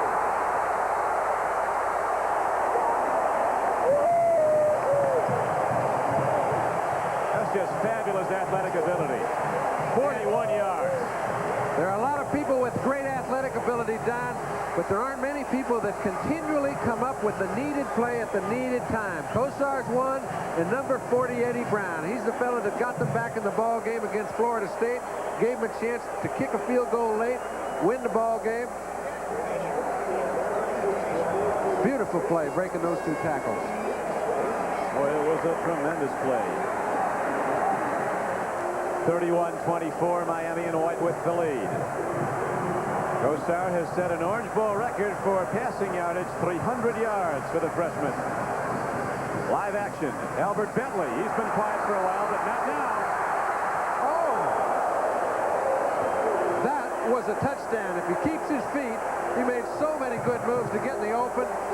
It was very difficult to keep his balance, but what a great play. There's another man, number 16. Their offensive personnel has really outplayed Nebraska's tonight. Number 20, 16, 44, 40, you name them. Number 6, Stanley Shakespeare, early in the ball game. All of their, what you call skilled positions, have had great nights. Albert Bentley with the big run, as you point out, John, he was gone and able to hold his footing. He did get up first down. If this holds up, there's going to be some party in Miami. Well, you know, it's funny. No matter how much you hear, will be up late. No matter how much you hear and how much enthusiasm the city of Miami had, all the smart people said, hey, yeah, but they're playing against Nebraska. Now, who did they beat? They beat some good teams. I'll tell you, East Carolina and Florida State at the end of the year were playing exceptional football. Anybody that saw them play in a bowl game knows. And these guys have come to play. Blitz. Again, they pick it up. Keith Griffin. Going to the draw play. And Keith Griffin is ahead on a first down carry down to the 26-yard line. You know, by design, when you're blitzing against the draw play, you should stop it for a loss. But if just a small crack opens and the offensive linemen use good technique, they can break something for the back, and he can pick up good yardage. That's what happened. Kosar read the blitz, gave the linemen a chance to see their blocks, and look at the crack they created. Beautiful play. Bentley, number 16, was in there at the point of attack. Juan Comandiero, the Cuban-born guard, had the big seal block to open the draw. At second down and a long 4, Keith Griffin runs, and the Cornhuskers' Rob Stuckey rides him down. But importantly now, the clock continues to tick. working against the top-ranked and unbeaten Cornhuskers, who at the moment trail Miami 31-24. And if they get one more timeout, it's going to force Nebraska to take their timeouts before they get possession of the ball. This is a very big play.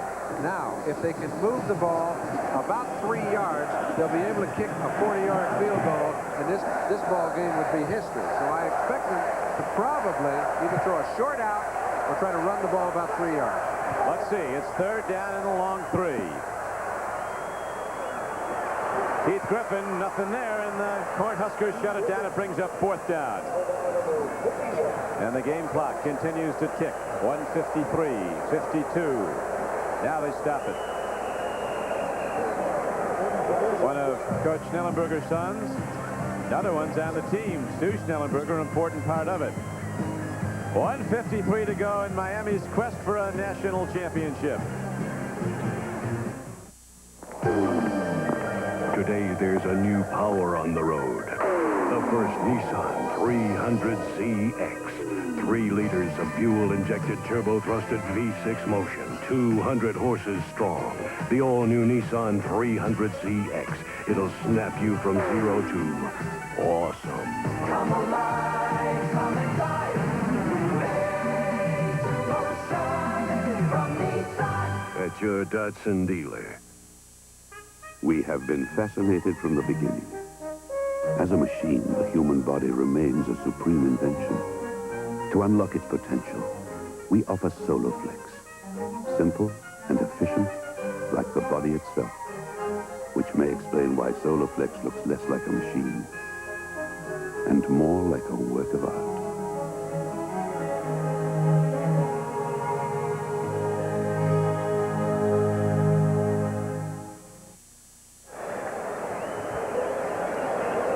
Not New Year's night in Miami, but the celebration's bigger than any New Year's, as right now the Hurricanes, an underdog, are leading top-ranked and unbeaten Nebraska 31-24.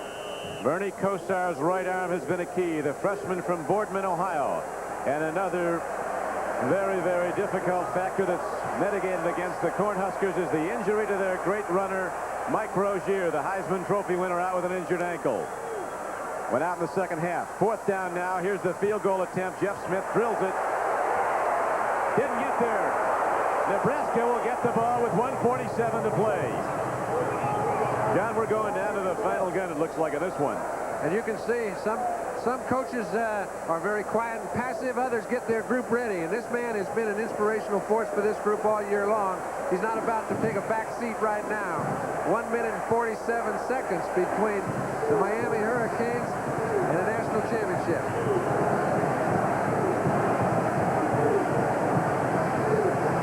Wide left, and it's no good. And so the Cornhuskers get back the ball with 1:47 to go. And the unbeaten Nebraska team trailing by 7. Irving Fryer. Rod Bellinger saved a touchdown. Finally, Fryer, who's been dormant, explodes for 29 yards, very nearly exploding for the distance. What a beautiful throw. Oh. Now that was a play in which he only took 3 steps back. It's the first pass in this half on 1st down. And that is a very effective decision itself. 29 yards, it used 6 seconds. It's covering some ground. A lot of timeouts left, a lot of time. There's no hurry either way, but I think this man has left it all out there. Rodney Bellinger, number 4, has done a phenomenal job on Irving Fryer. Played him one-on-one throughout most of the evening, stopped a lot in sweeps. Let's take a look here. Just a little 3-step drop. He catches Fryer in between the zone, and we're back on the field. Live action, 1st and 10. Gill gets it away on the run. Shane Swanson goes up in the air, but came down empty. Overthrow. It's Lee, 2nd down and 10. And the game clock shows 1:28 to play. Jack Fernandez made another good play, forcing Turner Gill to throw the ball a little before he wanted. Nebraska, unbeaten, the dominant team in college football this year with a 52-point-a-game scoring average, trying to come back without the Heisman Trophy winner, Mike Rozier, sidelined with an injured ankle. That's the amount of time remaining in the game. Here's a throw. And down with the ball is Ricky Simmons. It's a good catch, and the Huskers have it down to the 26-yard line of Miami. A 19-yard gain. Beautiful pattern. That was perfectly timed and a beautiful pattern. They can throw that ball from a drop back, and people have talked about for what Nebraska does. Turner Gill is a great quarterback. I think he could be an exceptional T-formation pro-style quarterback. It's just that he can adapt to any style. Ricky Simmons. Way wide now, and here's a give up the middle, and this time the Hurricanes defense is there to shut down Jeff Smith as the clock runs. 1:13 to go. And now Nebraska signals for and is allotted a timeout. And then, of course, theoretically, looking at a possible Nebraska score, John, if they go in, they have the option of going for the win with a 2-point conversion. The much higher percentage kicked extra point would mean a tie game. They'd still finish the season unbeaten. And would they be crowned now? In all the probability they would be. But we don't know. We don't vote. You know, that's a decision for Tom Osborne to make. It's obvious if he goes for a 2-pointer, the only way he can come out on top is go for a 2-pointer and make it, because then there can't be any second guessing. A 2-pointer and miss, they say, hey, why don't you go for the national championship? A 1-pointer and tie, why don't you go for the win? So he's in a no-win situation if they pick up the next 25 yards, but hey, that's no gimme. They're playing against the toughest team in the country in the last quarter of football. This group's only given up 10 points all year long. Tom Osborne, a doctor of educational psychology, Ph.D. He can stay under control, and so can Coach Schnellenberger. 2nd down and 8. 1:12 to play. Turner Gill with his 28th pass. Irving Fryer, he dropped the ball.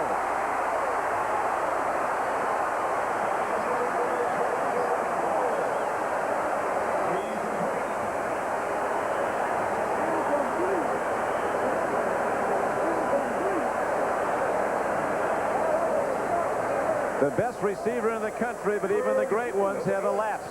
And Fryer's came at a most inopportune time. Irving Fryer has not been a big factor tonight. He's got a chance, as the great ones always do, to make the catch to put them back in the ball game, and he dropped the gimme. Good ball. Steinkuhler picks it up. We'll see if it's a fumble. Apparently they're ruling his arm was in motion, were they not, John? Well, it's pretty tough to tell. A play they'll never forget if Nebraska doesn't go in. Now, I don't know if this man has ever dropped a ball they've never been in this kind of situation before, but to be regarded as one of the top 5 players in college football, you couldn't have ever dropped a ball in a situation like that. And I don't think there's any more to say, because nobody could feel worse.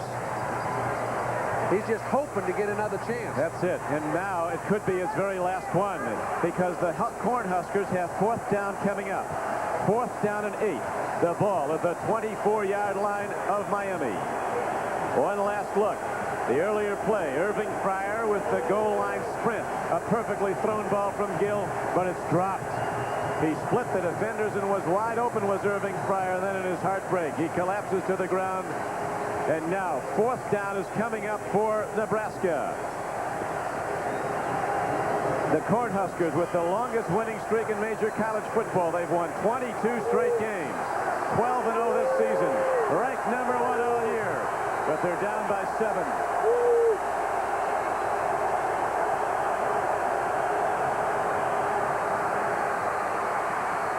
Look at this play, Jeff Smith. Touchdown, Nebraska!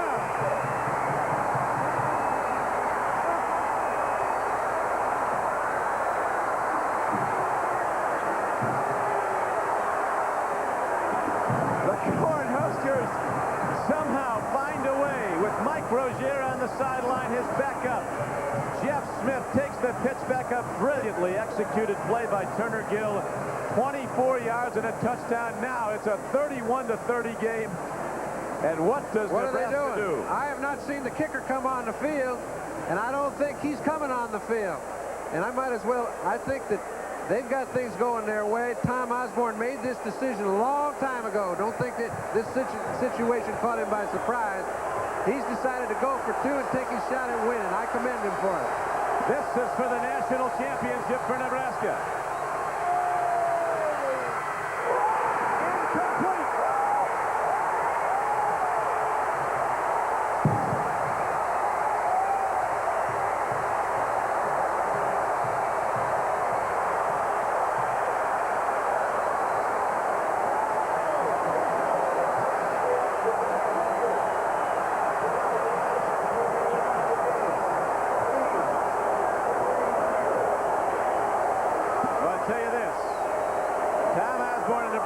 Could have had the national championship in all probability with an extra point that would have tied it. They'd have still finished unbeaten. But courage was so evident there. The integrity of Nebraska football and that whole state was on the line. They gambled and lost, but they're certainly to be given great credit for trying. And let's remember, this ball game is not over. Right you are. 48 seconds left to play. But this is the try. I think he made the right call. I just commend a guy that has the nerve to do that. He's willing to put it out there on the line. He called a good play. The ball was dropped. That's the way football goes. Miami's played a great football game. And if in 48 seconds they become the winner, they certainly deserve to be national champions.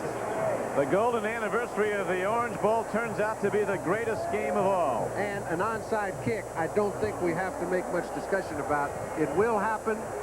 Let's see how it comes out. Coach Howard Schnellenberger. His heartbeat's got to be 180. He knows this case is not closed. Mark Trestman is down there saying, look, Coach, if we recover the ball, we do not have to run a play to run out the clock.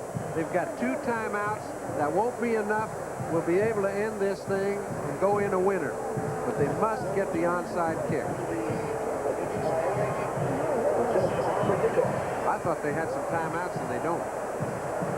What a football game. In the golden anniversary year, Steve Lynch, the Orange Bowl president, all the people on the Orange Bowl committee had hoped for a great game. There was speculation Miami would be blown out. Everybody here had faith in Tom Osborne. Showed his dignity and his courage, going for the win. The Huskers didn't get it, though. And now Miami has only to run out the clock. And, you know, just like ball games go and certain people are kind of ordained to do certain things, the last play of the ball game, number 16, Albert Bentley, comes down with the onside kick. Say there have been a lot of great plays. I guess the last one's always the most important. You know, when you're in this business, John, you always get asked, what's the greatest game you ever were at or saw? This is it for me. And this is about as fine a football game as ever been played, and happens to be for the national championship. That man has done it all.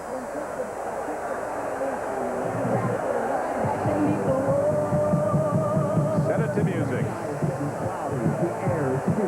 This is Hurricane Warning, number 1 in Miami. They say the wind is picking up. I heard it just this morning. The flags are being raised because it's a full-blown hurricane warning. They're lining in formation, all shining orange and green, busting butt on their own turf. There's nothing they ain't seen. You just look out, Nebraska. Better hold on to your corn, because the hurricane is coming.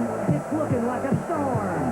Block 'em. You can do it now. Knock 'em to the ground. Drag 'em to the red zone and kick their butts around. Hit 'em where the corn don't grow. Plant 'em in the ground. Make sure they hear the warning that the hurricane's in town. Watch out for the hurricanes, they're stirring up the night. When you make a move, you better make it right. Watch out for the hurricanes, they're blowing up the storm. So much for Hurricane Warning, and now the final 46 seconds of this game. A game that'll be replayed emotionally by these players and their fans throughout the years. A hallmark game in college football. A great demonstration of courage by Nebraska going for the win, and for Miami an absolutely miracle year. The dream season as they come back from a bad loss opening day to go to 11 straight wins, and in all probability when the votes are in, a first ever national championship for the Hurricane. And I'd like to say that the coaching staff, the players themselves, felt they were going to win tonight. They were not Nebraska. Now, many of the fans were, most of the writers were, and I think anybody who had seen Nebraska play was. But these guys did it because they knew they could. I'll tell you right now, school's out. This place up for grabs.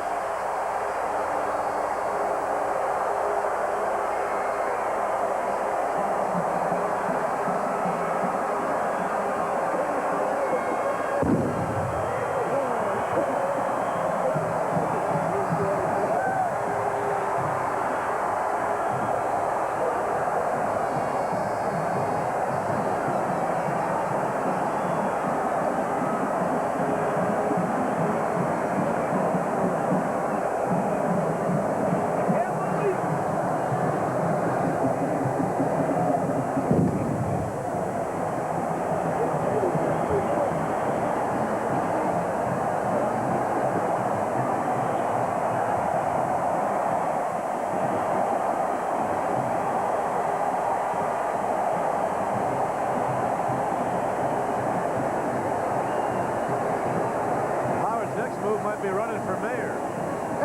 He'd be bigger than that. Governor. Governor. 31-30. Miami upsets previously unbeaten and top-ranked Nebraska.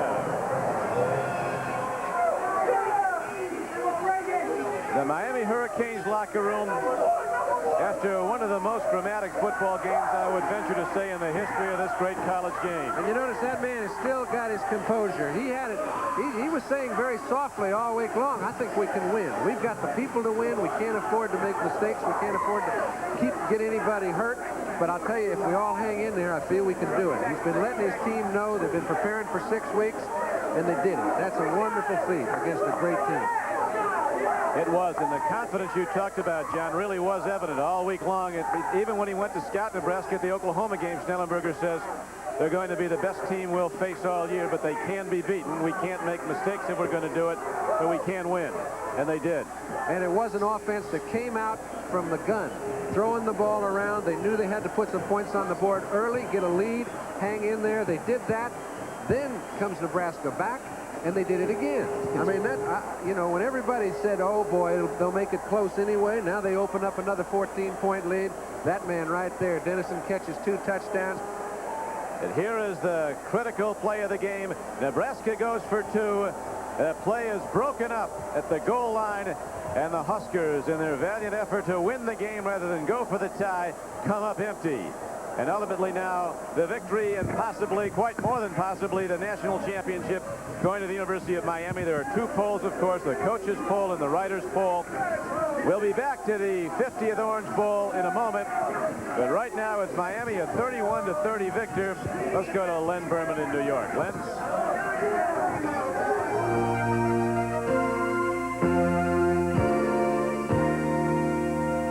Thank you, Don Criqui. What a day it's been around the country on Bowl Day 84. And really, when you think about it, number 1, number 2, and number 5 all lost today. So the big day for upsets. Who will be number 1? We'll figure it out in a few minutes, perhaps. Anyway, let's take a look at some of the highlights from around the country today. First up, the Fiesta Bowl right here on NBC Sports. The View in Tempe, Arizona, as Pittsburgh thought they may have had a late fourth-quarter win with the snuffy Everett field goal, but Ohio State showed some class coming back. Over the years, they've been a running team. Here, they win it with a touchdown pass with just 39 seconds to go. Tom Zach to Jemison, and they win it 28-23. On to the Cotton Bowl. The Dogs did it. They trailed 9-3 to number 2 unbeaten Texas, but Texas fumbled this punt late in the fourth quarter. Gary Moss recovered it for Georgia. So then Georgia, they took it in from 17 yards away. Their quarterback, John Lastinger, did it. So number 2 unbeaten Texas loses to Georgia, 10-9. In the Rose Bowl today here on NBC, all Bruins. The Pac-10 continues to do it to the Big Ten. Number 5 Illinois goes down to defeat 45-9 at the hands of Rick Neuheisel. This 15-yard pass to Carl Durrell was one of 4. That tied a Rose Bowl record. So when you think about the last 15 Rose Bowls, the Pac-10 has won 13 of them. Then the Sugar Bowl tonight. Auburn fans feel perhaps they should get a few votes for number 1. They knocked off Michigan by a score of 9-7. although they did not score a touchdown today. They did all with field goals. Both Schembechler and Michigan, well, they had the lead throughout the game. This was the only touchdown. Steve Smith, 4-yard rollout, 7-0 Michigan. But the Auburn defense really did a job on Michigan here. 4 turnovers. Now, here we go. Al Del Greco, 19-yard field goal, third of the game with 23 seconds remaining. Auburn wins it 9-7. Their fans say, give us a couple of votes for number 1. Now, the game you just saw, one of the great collegiate bowl games in history, perhaps the top Orange Bowl in their 50-year history. Miami knocks off powerful Nebraska. As Howard Schnellenberger and company do it, they took a 17-0 lead. Bernie Kosar, 2-yard touchdown pass to Glenn Dennison. That was the first of the touchdown plays. Then the trick play. Here's how Nebraska got on the board. The snap that they fumbled on purpose, the guard, Dean Steinkuhler, picked it up, ran 19 yards for the touchdown, and Nebraska finally scored and trailed 17-7. Now second half action. Albert Bentley, 7 yards away. He takes it in. Miami now leads it 31-17. Critical play here. Mike Rozier is hurt. Leaves the game with an ankle injury. He finished with 147 yards. But Nebraska came back. Heartbreak here for Irving Fryer. Wide open, and he dropped it. But Nebraska got Fryer off the hook. Jeff Smith did it on a 4th and 8. Smith takes it all the way in for the touchdown, and Nebraska closes to within 1 at 31-30. The gutsy call going for 2 points. It's not to be. Miami wins it 31-30. So, who is the national champion? Is it Miami? Is it Auburn? Or is it Nebraska? All have just 1 loss. Nebraska's gutsy call may have lost them the game going for 2 points, but it may have won them some votes. We'll find out 6:30 tomorrow night. Len Berman in New York. Back to the Orange Bowl now. Thank you, Len. 31-30, the final score. Miami the victor, and now let's go down to the Miami locker room to Bill McAtee. Bill? Okay, thank you very much, Don Criqui. Bernie Kosar, I think somebody forgot to tell you were a freshman. You hung in there, showed a lot of poise. Your line did a terrific job. I'll tell you, today the offensive line, they really haven't been getting much credit all season. And there's the guys like right there, Ian St. Clair, Paul Berticelli, my roommate, Alvin Ward, you know, all of Dave Heffernan and Juan Cummings. That's a heck of a group. And I'll tell you, those guys, they said they'd give their life for me, and I think they just about did today. I know Nebraska plays a lot of man, and there was no doubt that you felt you could throw on them. Yeah, we went into the game thinking that, you know, we were going to be able to throw the ball. We tried to, you know, we tried to mix it up early, and I think we did in the first quarter. But in the second quarter, we kind of got out of our game plan, kind of started throwing the ball too much. But, you know, we got back into it the third quarter, and we were able to move the ball. You had a couple of new plays in there. I know one of the touchdown passes to Dennison was new. Yeah, I think the second touchdown we had today was that it's called 50-wide middle as a new play, and it worked well, you know, a couple times today. I want to take you back to the beginning of the season, the first week. After the loss, did you ever feel that it would come down to a moment like this? No, never. That's the only way to describe it. I knew the team had the potential to, you know, win our games, but to end up the way it did, You know that Auburn won. Is there any question, though, in your mind who's number 1? Well, I guess it's up to the polls, but I'd say in my heart, we're number 1. Okay, Bernie Kosar. That's the greatest coach right there. Howard, come on over, Coach. Congratulations. Thank you. You know, when you spoke of this game, you spoke in terms not only of it being an important football game, but in terms of community. Well, I think you could see out there in that stadium tonight what it really meant to this community and how totally involved and totally committed they were to this game tonight. This has been a love affair that's been developing for 5 years. Tonight was the fulfillment of a dream that, I say fulfillment, it might just be the beginning of a dream. I want to take you back a few moments ago on the field, the gutsy call by Tom Osborne to go for 2. Now, he probably could have won the national championship had they tied the ball game. Was there any doubt in your mind that he tried for 2? There was no doubt in Tom Osborne's mind. There was no doubt in my mind. He's a champion, and he went after it like a champion. Now, one of the keys to this ball game, you said earlier in the week, was that if Nebraska scored, they had to take at least 10 plays to do it. No big plays. And when they got their touchdowns, that's exactly how they did it. Well, it was, and that was a real reason why we were successful. The defense played a super football game. They had one really major error, but other than that, they played a great football game against a great Nebraska football team, and Our offense came back to life and did some things pretty well, too. Bernie Kosar was super. This was a game, obviously, for your football team of emotion, and yet you had to be a little unnerved when Mike Rozier took off for 27 yards early on. I was unnerved much of the game because when you have those types of people in the game, you know it can break at any time. But again, the defense played a bending defense, but they didn't break very much. Now, of course, Auburn won. Is there any question in your mind about who's number one in the country? No, there's no question in my mind or anybody in this room's mind who's number one team in America. The Miami Hurricanes are the number one team. Howard, there have been an awful lot of stories about you leaving the University of Miami. We have to address those now. Well, it's just like you say, they're stories. No truth to them whatsoever? They're stories. Tony Fitzpatrick, your nose guard. It was very important, you said early, for him to get in there and penetrate, and he seemed to do that. Tony Fitzpatrick has to be the most gutty guy that I've known in a long, long time.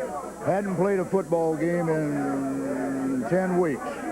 Scrimmaged one time for 16 plays, and then to go out and play probably 72 plays against the finest offensive line in America. Howard, congratulations. A terrific football game. We enjoyed watching it as well. Thank you. 31-30. The University of Miami makes its claim to the national championship. Let's go back upstairs at On Cricket. Thank you, Bill. The emotion that's been spent this evening is as awesome as the game itself. It was just a phenomenal football game. We're just so privileged to be able to be a part of it, John. Yeah, and I think it's all been said, Don. The whole Orange Bowl committee couldn't have drawn up a better script, and the only man that predicted it was Bob Lafferty, so he's next year's president. He gets off on a good note.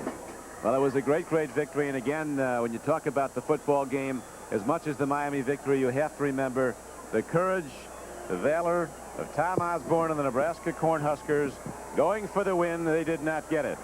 The final score, Miami 31, Nebraska 30 in the golden anniversary year of the Orange Bowl.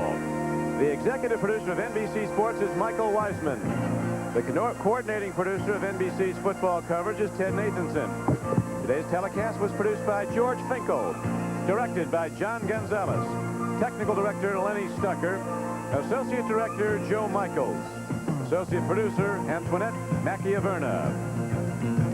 Due to the length of tonight's game, the Tonight Show starring Johnny Carson will not be seen. Stay tuned for local news, followed by Late Night with David Letterman.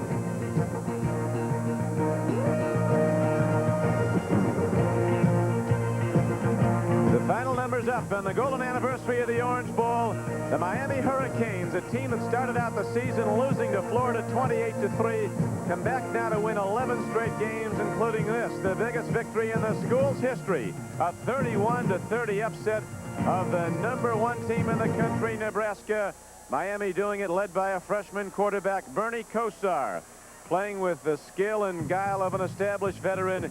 He never let up, and when Miami was down and Nebraska had come back, they rallied. They summoned from deep within, and Miami scores one of the great football victories in the college game ever. So glad you could be with us. He has been paid to NBC by United Airlines. We serve more of this land's top 100 business centers than any other airline. Fly the friendly skies. A promotional fee has been paid to NBC by Hilton. When American business hits the road, American business stops at Hilton, America's business address. This has been a presentation of NBC Sports, the leader in innovative sports television. Friday, he's head over heels in love, and he's fit to be tied. Can a jerk like this save the girl of his dreams from marrying the wrong man? He's the jerk, too. Friday.